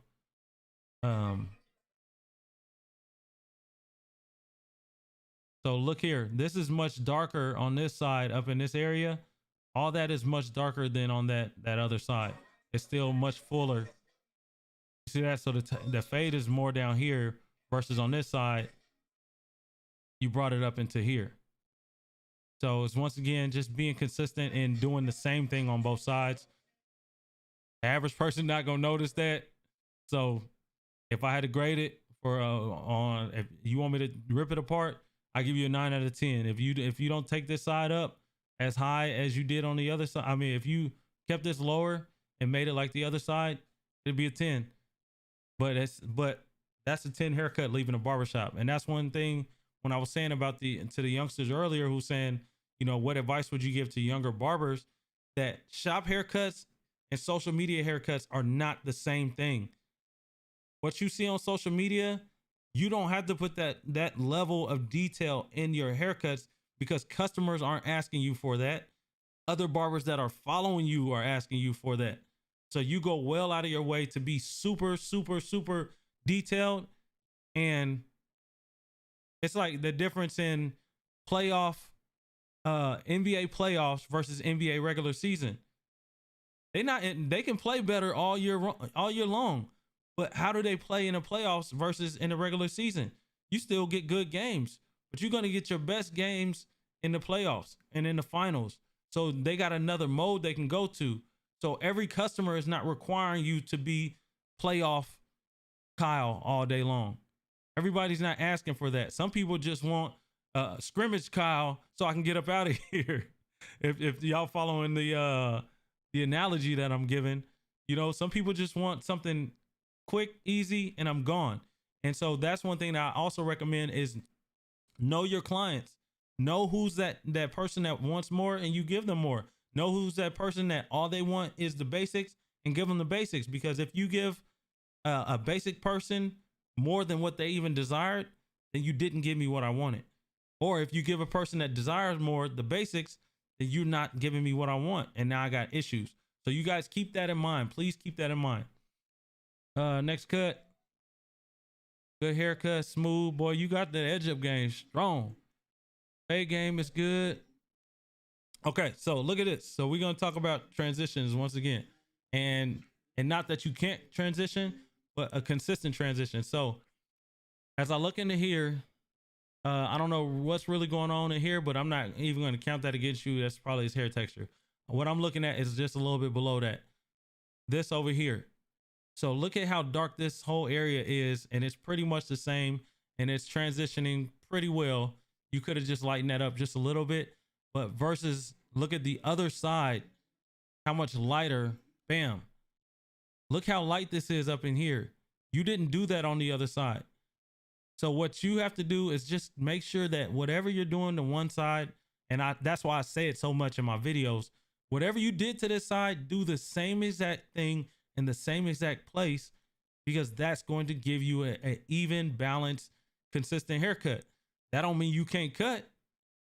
We all see that you can cut, but right now you need to work on your placement of your clippers, making sure that even if you're looking at, so I use reference points. So I'm going to say, okay, if this is going to be a mid ball fade and I started right in this area right here, then I'm going to look at his other temple area and I'm going to put the next line there before I even go and try to connect it. Or I'm going to go all the way around on this side and then I'll go into the other side and then I'll look at this side to make sure that that's balanced.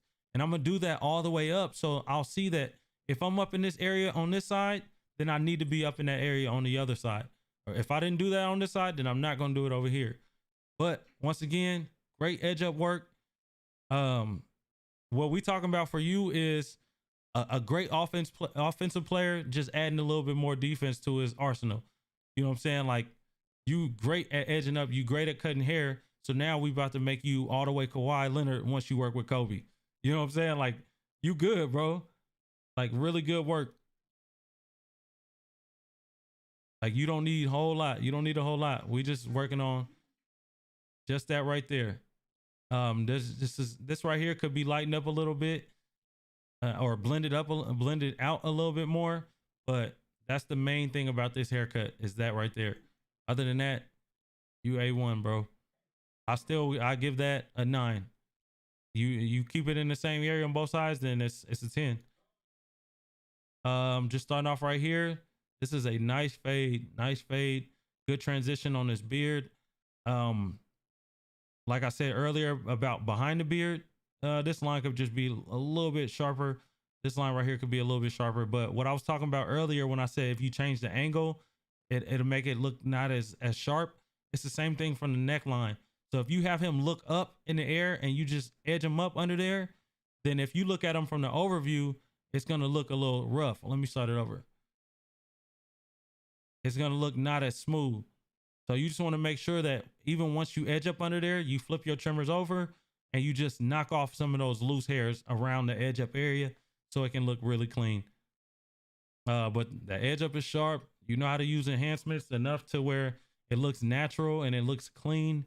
Once again, your transition, it looks like a little heavy spot right here, a little heavy spot, you know, in here, and just a little darkness in here, something like this.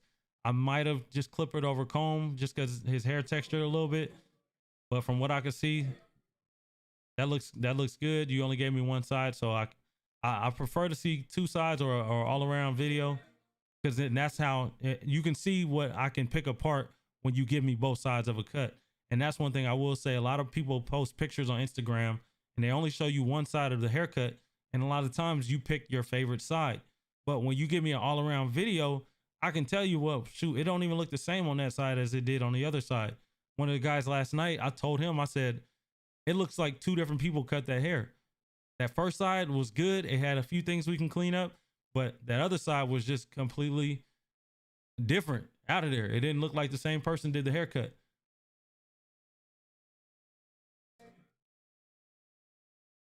Edge up looks good. I feel like it's a balanced edge up.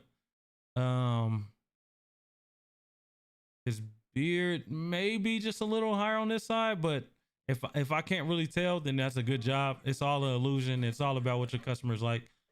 This is a good taper. It looks like it transitions pretty well. I don't know what's going on right here, but it looks like it's not that much hair there, and you sprayed it in or you filled it in. It looks like you filled in this taper a lot too, but try not to overdo it too much on the spray, but overall not bad. Overall, not bad at all. Like I'd give this one a 10. That is a 10. And so you guys see the difference, what you can become just by being in the shop, cutting a lot of hair. I love this haircut. Like this joint is fire.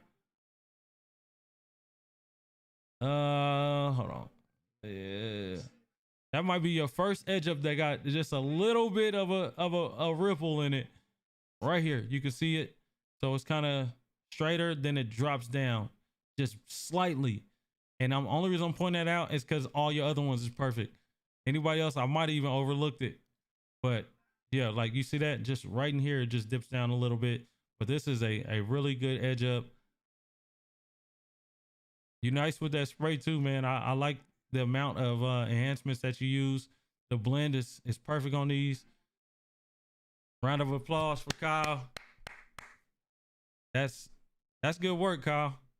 That's why you wanted to send me, so you can brag, man. Stop playing so much, bro. But nah, man, everybody that, like, Anthony, thank you for posting. Kyle, thank you for posting. Yeah, because it takes courage. You know, you just don't know what a person is gonna say about your work, but it also takes confidence. And I can honestly say, man, both of y'all have the confidence to put your work out. And Kyle, I don't know how much further you want to go, but you just clean up those little things, bro, and you Kawhi. You know what I'm saying? You good on both ends. You got the edge up game, you got the enhancement game, you got the fade game. So we just working on transition a little bit, but mainly just your placement, clipper placement, using reference points to mark out where you're gonna be at in your fade. And you must have done it because let me see.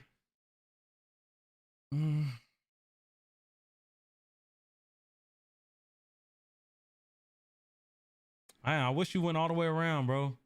Cause some people, they can do a nice like drop fade or something like that, and it gets shaky back here. But you sent me just enough to where I can't really tell. But man, I give this haircut this is still a 10 haircut, man. I give you a 10. So excellent job, guys. I definitely stayed on much longer than I anticipated staying on, but you know, let me see. But I think it's worth it. Let me see what y'all talking about. Let's get back to the comments. Okay. So y'all said, yeah, we can see you. I can hear. Oh, Anthony. Oh, that's why he's been cutting for 6 years. So look at that. That's you can see the difference from somebody who's been cutting for months and somebody who's been cutting for 6 years. Those are all pro level haircuts. And so if I was in the shop with him, I would just show him those few things, bro. We'll have a shop that's everybody's cold. You know, that's the people I'm looking for. Oh, Jay, you are on. You are on. Okay, since you sent yours yesterday, I'll do one more and then we'll hop off. Let's see. In my country, you don't need any license. Yeah, man, I heard that about like the UK as well. There's no license. He said, be honest with your customers. They always came with pictures from social media, and no one's wants to pay for the time. Yeah, I used to think like, man, you come with this picture, you want this picture, I'm gonna charge you for this because I know whose work this is, and I know that he got this haircut and it cost this guy $100. Now you come to me and you want this same exact thing and it cost me $30. I should have some sort of fee. Ant said true. Said the hardest thing is to have the right balance between respect for your customers' time and respect for your own time. Again, sorry about my English. No, you're good. It's very understandable. So you guys have to respect each other's time. So like someone earlier was like, I'm too nice to charge a no-show fee or a late fee. No, they have to respect your time. You reserve this spot. That means nobody could book it because you held it up. I can't fill this spot. So you have to pay for the spot that you held up. It's going to be the full price. If you miss your appointment, it's going to be the full price of the haircut. I'm going to charge you for that. And then you got to respect their time. You can't just spend all day on their haircut because you don't know what they have planned for the day. So even if you want to take pictures or something after, you say, hey man, you have a second? Like I would love to take pictures. Or you ask that in the beginning, man. I see this haircut is coming out pretty clean. If you have time, I would love to get some pictures afterwards. Let me know. I'll ask you again at the end of this cut. Bam. Now you know. Oh, okay. Yeah, cool. And then you ask again at the end to verify so they can check the time and say, okay, yeah, I can do this. Instead of just saying, you know, you just starting to do it because he said it would probably be cool. And really he should have been gone 10 minutes ago because it took you a little extra time to finish the haircut, which he didn't anticipate. Raquan, I got you. I think we're gonna do this again tomorrow, bro. So if you haven't sent them already, we will definitely do that. No problem, man. No problem at all, man. I appreciate I appreciate your guys' time. So you guys are like, oh man, he's on here answering questions and he values, you know, he's giving us so much. But I'm like, if y'all not on here, then who am I talking to? So I have to be just as appreciative for you guys joining me as you are for me actually taking the time. And so it's kind of like what Sahara has said, like it's a two-way thing, two-way street. Let's go back really quickly to Jay since he sent this yesterday. I don't want to make him wait a whole nother day. Just as long as you ain't got a million of them. Oh, let me accept primary. Okay, Jay, just looking at from this angle, it looks like you might have shaped him up a little bit on the fro. So if you did shape him up on this fro, let's look at the shape. Let's follow it. So we go from here, and this is going to stick out more because this is natural head shape. It's kind of like pushing it out. So if we go from here, it kind of dips in here. So you kind of got some little straight line action, diagonal action going in, and then it starts to curve. So you look at those little hairs that are up there, those need to be cleaned up. And then you kind of go a little mohawkish because this is straight instead of curved versus over here. You got more of a nice curve on it, but it could be cleaned up a little more, getting a little scraggly hairs. This is more of a nice rounded side that could be cleaned up a little bit more versus over here. You got some more diagonal, straighter lines. So what you want to do as you're shaping them up is this angle that you just took this picture. This is the angle that you want to view him from as you're shaping him up. So I'll shape you up from the side, and then I'm gonna go in front of you and I'm gonna look at you from this angle, because customers may not know how to cut hair, but they can see this, you know? And he might not see it. He might not be looking at hard. He might be looking at, man, my edge up clean, my barber cold. But from a barber's perspective, you want to make sure that you're viewing them, because a lot of customers, they know shape, but they don't know how to get that shape that they want. All they can say is, hey, give me a nice little round fro or whatever, mini fro, and shape it up. And they can see that this side is a little straighter in here versus this side is a little more round. So you just want to step in front, look, edge it up, and then go back, get that up, and then look again and go back. You know, you just keep, it's a lot of adjustments when you're shaping up somebody. The edge up is cool. This looks like it's, like I was telling the other guys, it looks like it's kind of slanted in. I know his edge up is more round, so I don't necessarily expect to see like super pointy corners like that. Like, I have no problem with his corners looking like this. What I will say is, if this was a point on these corners, you would notice that if I drew a straight line from here to over here, this one would be just slightly lower. And as we go around it, so I want you to follow this edge up shape. You kind of reverse this. So up here, you got more of a diagonal, and then you go into a rounded curve. Over here, you got more of a diagonal, and then you start to curve more over here. Can you see that now? You probably didn't even see it at first. So I have nothing wrong with, nothing against a rounded edge up, but if you're going to round it like that, just make sure that you round it the same on both sides. So what you end up doing was going up in this curve higher than what you did over here. Because this is more, it's much lower, because it's much more more of a slant, versus over here is more rounded. And that's just a trained eye. Okay, so he's got a drop fade going on. And this is what I was telling the last guy, like, this is a tough spot.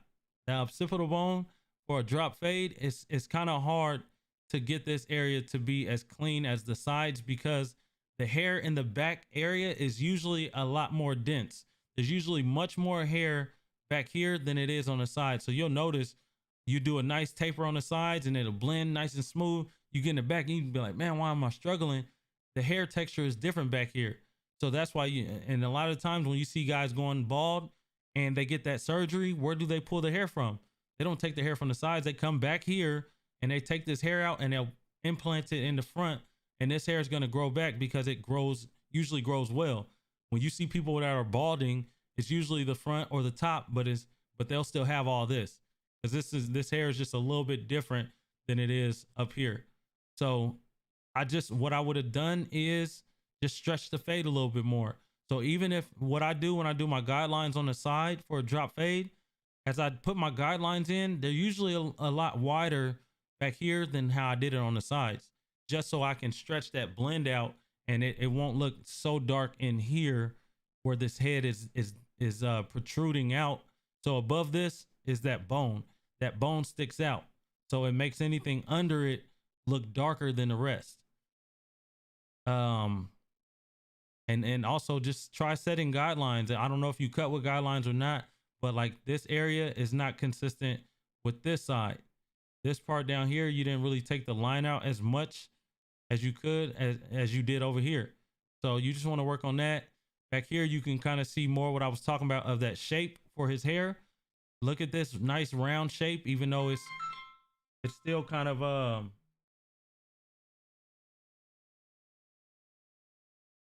Hey, everything that you is other people saying that? Oh my God. Why nobody say that? I can't see y'all comments. Y'all gonna let me explain all of this stuff and y'all couldn't even see that. Oh, I don't like y'all right now. Hold on, let me see. Where my YouTube section at?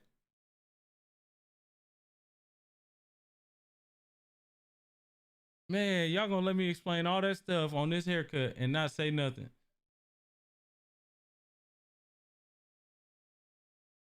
Okay, well, let me get back to it. Let me get back to it. All right. So, how y'all let me do that and nobody could even see what I'm talking about? All right. I'll go back to it once again and say this. Y'all thought I did it on purpose. Y'all thought I was explaining this haircut and y'all couldn't see it. So everything I was just talking about, this guy's haircut was this afro. So you can see, I'll repoint it out. I won't explain it in as much detail, but this afro. So you look here, and this is the shape of his head. So it's going to protrude out a little bit. So you look at this shape, it kind of is a straighter diagonal line. And then it kind of curves here. And then it's another diagonal line. And then it kind of curves here and kind of dips in, but it needs to be cleaned up more. But when you get to this side, this is more of a consistent round shape on this fro. I can't believe y'all make me do this all over again. And then, and so when it came to his edge up, what I was saying about his edge up, he kind of reversed it. So I said I had no problem with a rounded edge up, but if you look at it, this side has more of a slant to this curve, where this is more of a harder curve. So it makes it look like a little diagonal, and then it's a nice round over here, but this side is not that round on the side. So you just want to make sure that you do both things the same way on both sides. Clean up these little squiggly hairs. And also I said, you want to view him from this front angle because you can see the shape now. He can see the shape is not like this. He might not have noticed, but it's not the same on both sides, for the edge up or for the shape of the hair. And then when I came around the back side, you can see it once more. Look how round this side is versus here's that diagonal line that I was talking about. So you want to view him when you're shaping up a fro. You want to view him from multiple angles to make sure that it looks the same all the way around. So you got here, it kind of goes up, and then it look like it just drop off. It should come out just a little bit more, but it dips in and becomes more like a diagonal. And then you look at those little wild hairs. Look at all these little wild hairs. That's the stuff you want to clean up. But when I was talking about the drop fade, you guys can see now that it's much darker up under this bone, up under the occipital bone. You guys see that?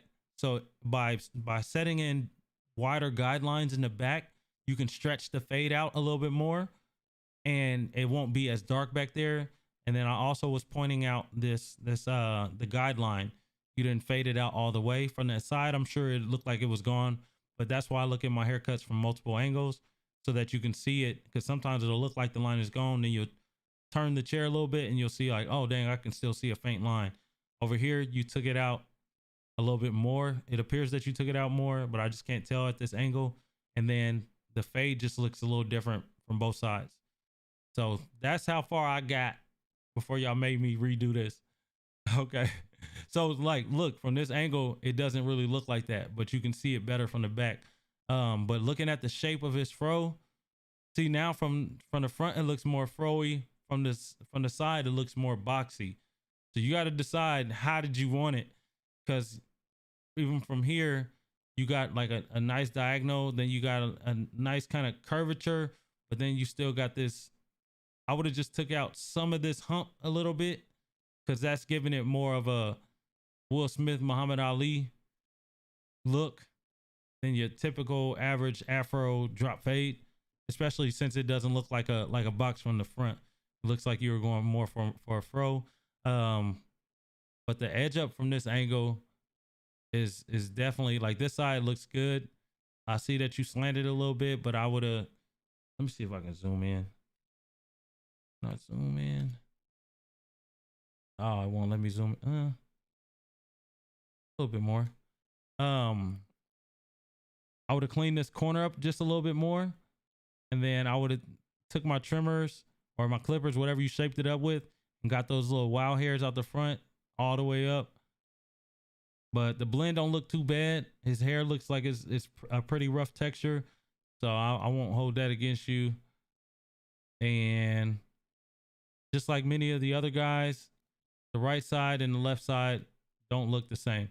So if you look here, let's just look at the darkest areas. The darkest areas are up here. You guys see that? The thickest region, the darkest spots, is a little bit higher up.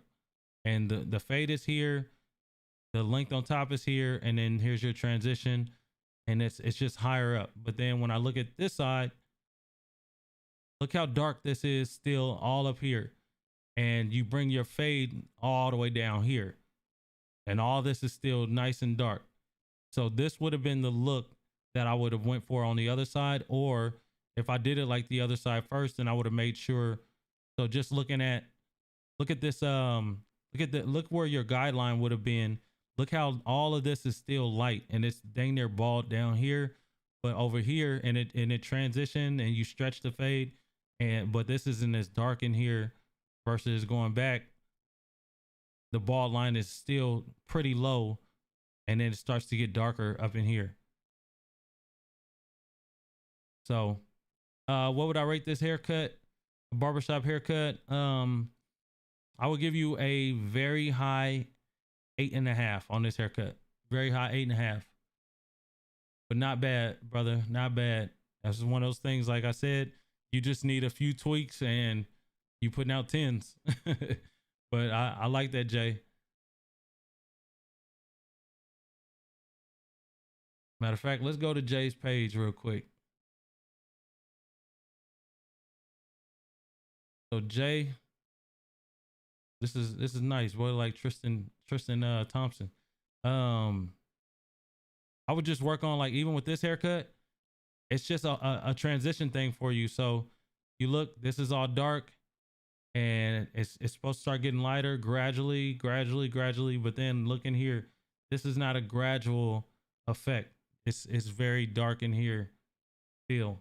So that's something that number 2 with the grain would have kind of cleaned up a little bit. And you probably would have had to put your, just to kind of smooth all this out, because his hair he's got some curly, rough hair. So you want to cut some of this stuff down after you faded it like this. I come back with my clippers with the grain. So I probably would have put the one on. Go look at that Kevin Durant hair video and you'll see what I'm talking about. I'll put the one on all the way open and I'll start to kind of lay it down as if I'm brushing it, if that makes sense. You know, a brush kind of smooths that stuff out, or a comb. So that's all I'm doing is cleaning this up a little bit, but not bad. If this is if you balded this out with your trimmers or something, you know, you look at this region over the ear, you kind of miss that area. It don't look like that back here. Back here, it looks nice and bald. It just looked like up here you didn't do it as much. Yeah. So I just wanted to go real quick and look at some of that. Cool little taper. Not bad, Jay. Not bad at all. Yeah, that's not bad either. Same thing here. Yeah, just cutting it with the grain will help you transition it. So when you think against the grain is going to remove the most hair, cutting with the grain is for blending. So that's why I keep bringing up cutting with the grain. So I'll put my number 1 on, or number 1.5. You know, I'm using masters. So when you hear me say these numbers, I'm thinking masters. So if that's not what you use anything that's like a wall guard system, then you should be thinking number 2 or number 1.5 guard, because the range on the masters is so much longer. So, you know, I'd put like my 1.5 with my walls on there, and I'm just gonna hit this stuff with the grain, and I'm just gonna smooth it down, and I'm gonna be closing my lever gradually until it all looks smooth, blending down. So hopefully that helps you guys. I don't post that much. So I can see what's on my page. Y'all like, I don't care about that. So just some YouTube stuff. But even when I look at my own work, like, I can see something, because you can always do something more. Like there's always something. So like, even just looking at this, y'all might be like, oh, that's clean. But I look in here and I probably could have like did something better just to clean this up a little bit in here. I know I wasn't done with the haircut, but I'm looking at this edge up part is just kind of sticks out a little bit. I'm looking at this fade on this beard. I could have brought this down. Like, I can always look at some work and say, you know what, I can do better than that. Like, there's something else I could change. This is the same guy, different day. I don't see a whole lot But I'll look at the beard. If I want to look for something, I could have lightened this beard up in here just to help that transition a little better. I could have lightened this up a little bit, but that's just being nitpicky because he's not gonna look at it like that. Let's see.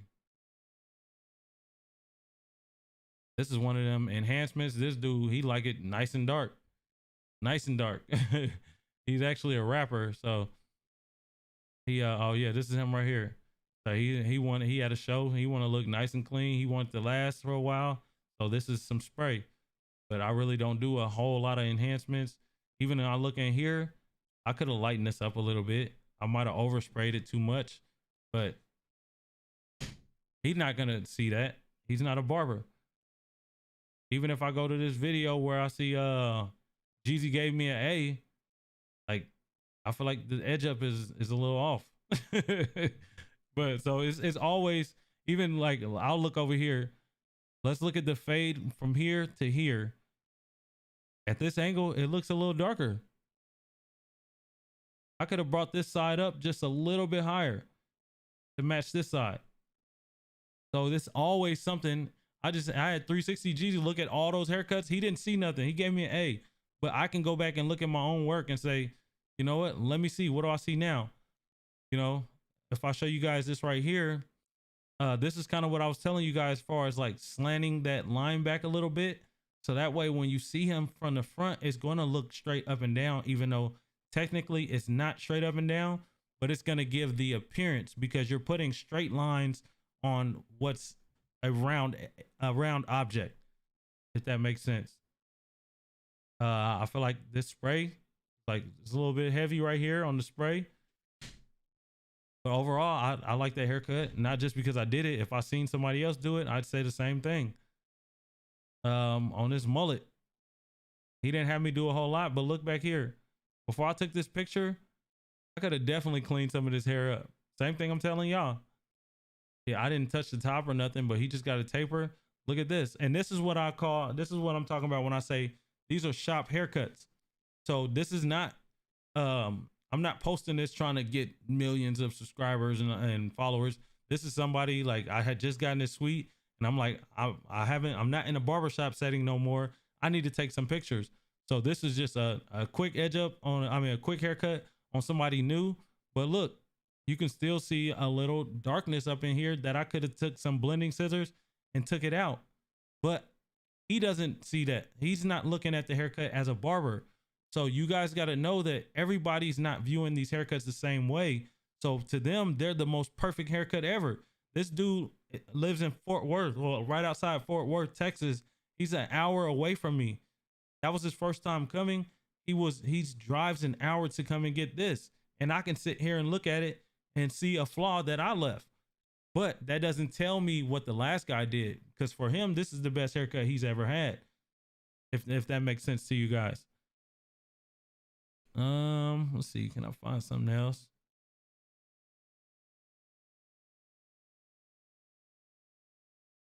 This is nah.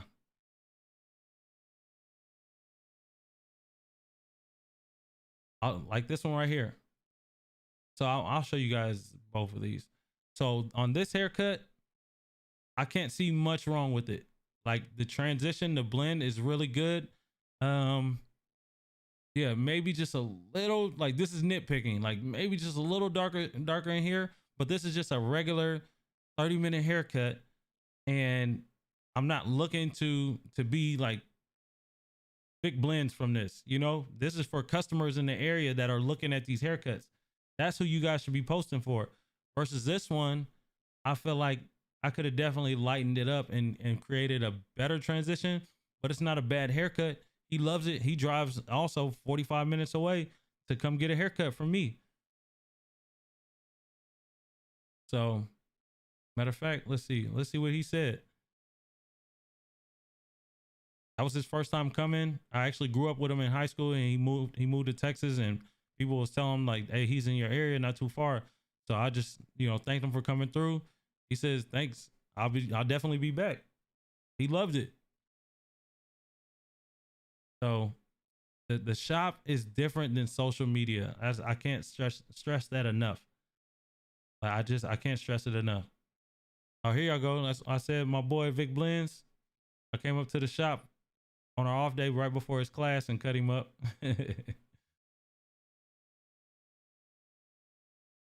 but um, but yeah, and I met him at a barber show. Let's see. When I started going to shows, you start to meet people. And this was like the first time I met Jeezy, first time I met Beam, first time I met Vic.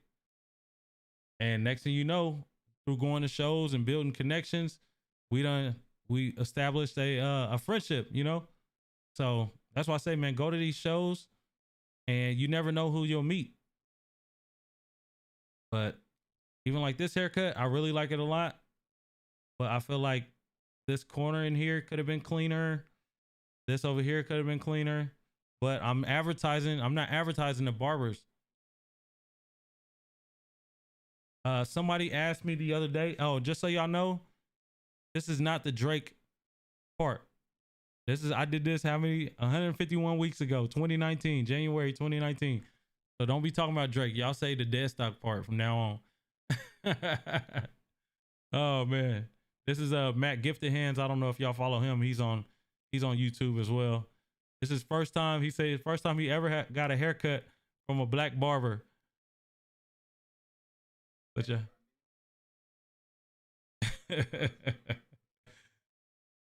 So I took Bazio's 40-hour workshop and I had already been cutting, but I still was going to classes. And so watch this.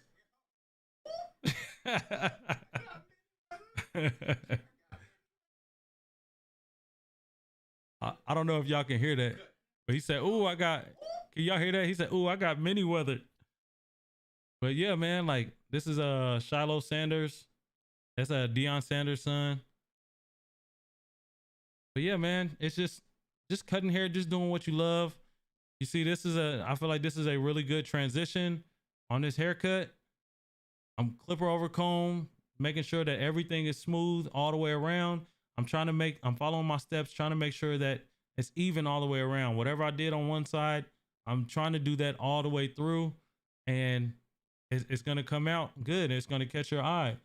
Same thing, even when I'm doing designs, it's kind of hard. I don't like doing parts and things like on both sides because it's kind of hard to gauge it, but sometimes you get really close. I'm sure if somebody came in with a ruler, you would see that this is not like, it's not as equal as you think, you know what I'm saying? Like, but it's the illusion that it is. And that's all we can do is get as close as possible to it. See, even like this design I did for this kid's birthday, like I don't like doing stuff like this. I'm not a design guy, but I'll do like, I can duplicate some stuff. And so I'm going to charge you more if you want me to do something where I'm trying to match up. Cause now you got me looking left, right, but I can go back and see like, okay, this side is kind of light in here. It's darker over here. This is not as V'd out as this, you know. It's always something like I can nitpick it, but they loved it, you know. But it's just me being a picky barber. So sometimes we're too hard on ourselves, much harder on ourselves than what the customers are when it comes to like doing these type of haircuts or whatever the case may be. So I think that's gonna just about wrap it up. This was my first show after I did that 40-hour workshop class where I cut Matt's hair and I chopped it up with them guys. Next thing I knew, I was working the booth for Tomb 45, you know? And then that was at one show. So that was at my first show that I worked the booth with them. And then, so I'm staying with those guys. And before I knew it, this was happening. And Bazio took everybody out to dinner just to kind of like see where everybody's head was at in the industry. This is Bazio. This is 360 Jeezy. This is Jeezy's uncle. I don't know who that cat was. That's what's the name? I can't think of his name, but he be doing all the man weaves.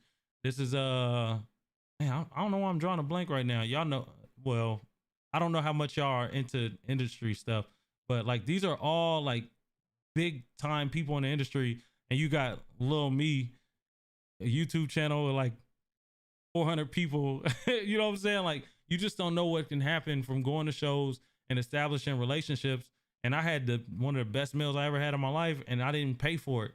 You know, like, you just don't know what opportunities can happen just by you getting out and building relationships. So yeah, so look at this video right after that. It's at 378 subscribers.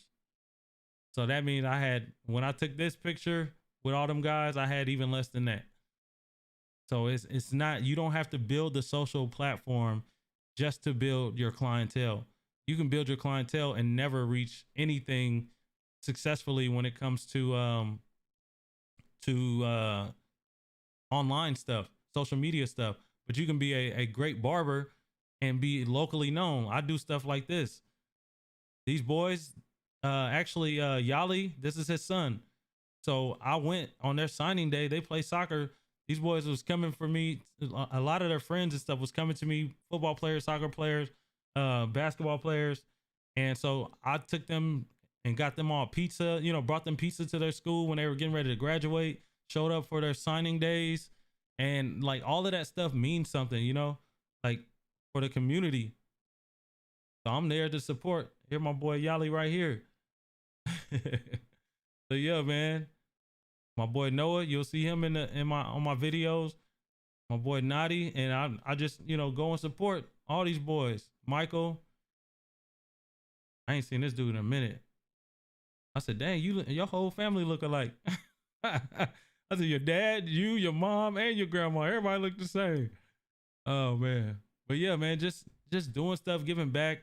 All of that stuff is gonna help you build just by building relationships, man. Man, can't forget my beautiful family right here, the ones that I do it for.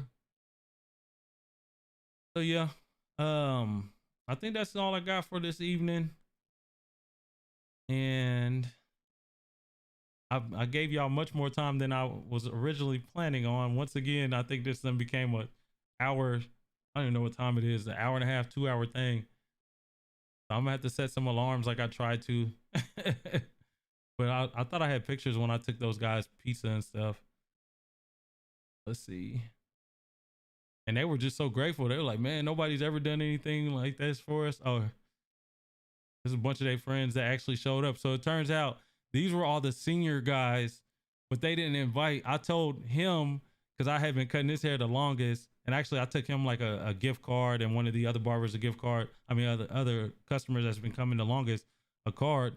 But I told them to tell everybody, like, bro, I bought enough pizza for all y'all. And so they just told their friends, and they were all seniors. I'm like, bro, where everybody else at? Like, oh, we don't know, man. I'm like, come on, bro. But yeah, just chopping it up with them guys. Yeah, I took some gift certificates for haircuts to these guys, and just giving back, finding ways, because they appreciated it. You know, nobody's coming to their school doing anything like that for them, and it didn't cost me much. Like, it was a day in a week. I just, like, a Wednesday or something like that. At the time, it was like a slower day for me, and I was just like, you know what? I'm gonna go up there. I bought, like, how many, like, look like 4. That's all that's on the table right there. It's like 4 pizzas, a few drinks. Probably cost me $40, and just a hour of my time to go and kick it with them dudes, man. And probably less than an hour, honestly. But just to go and provide for them, and yeah, man. So y'all think about that kind of stuff. Like, all of that is impactful on their lives. I don't know if y'all do any units or anything like that, but one of these days I'm gonna get back to doing units. That's what I was teaching the class. So me and my guy E.T. Barber, I don't know if y'all follow him. That's him back there. He holds a lot of classes. So we were teaching classes together. So yeah, man. I hope that helps somebody. Let's see what y'all talking about. What y'all talking about?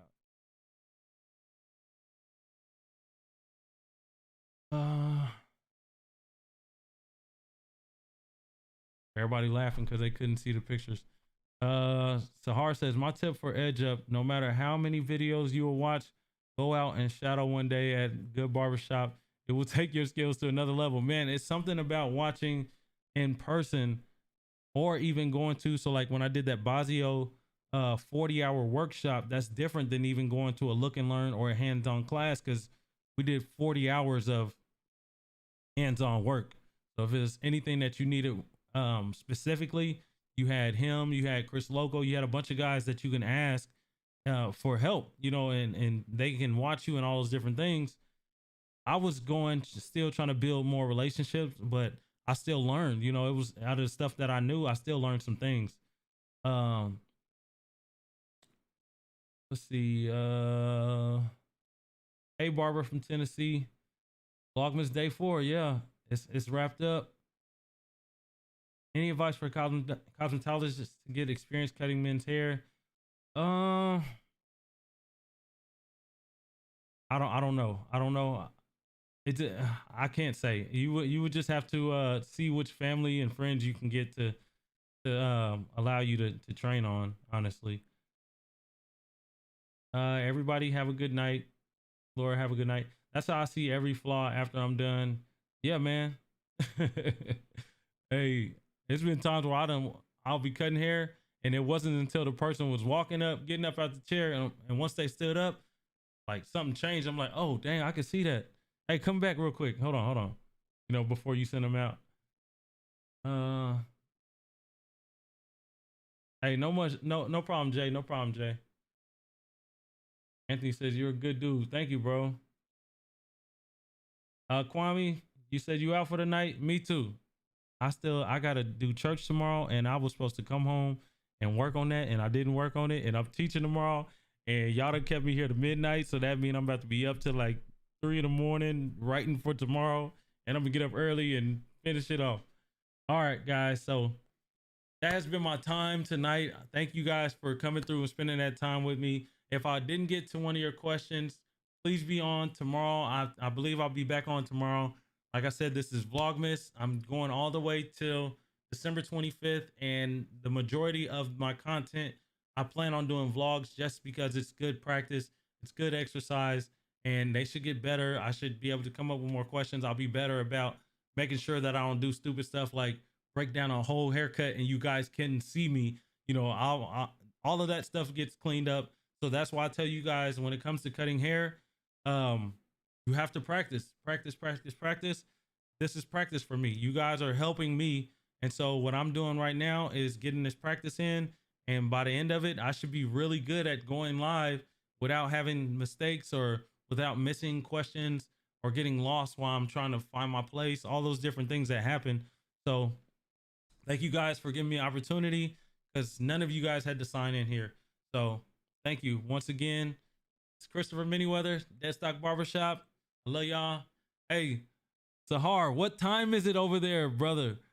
What time is it in Israel? If you still on here.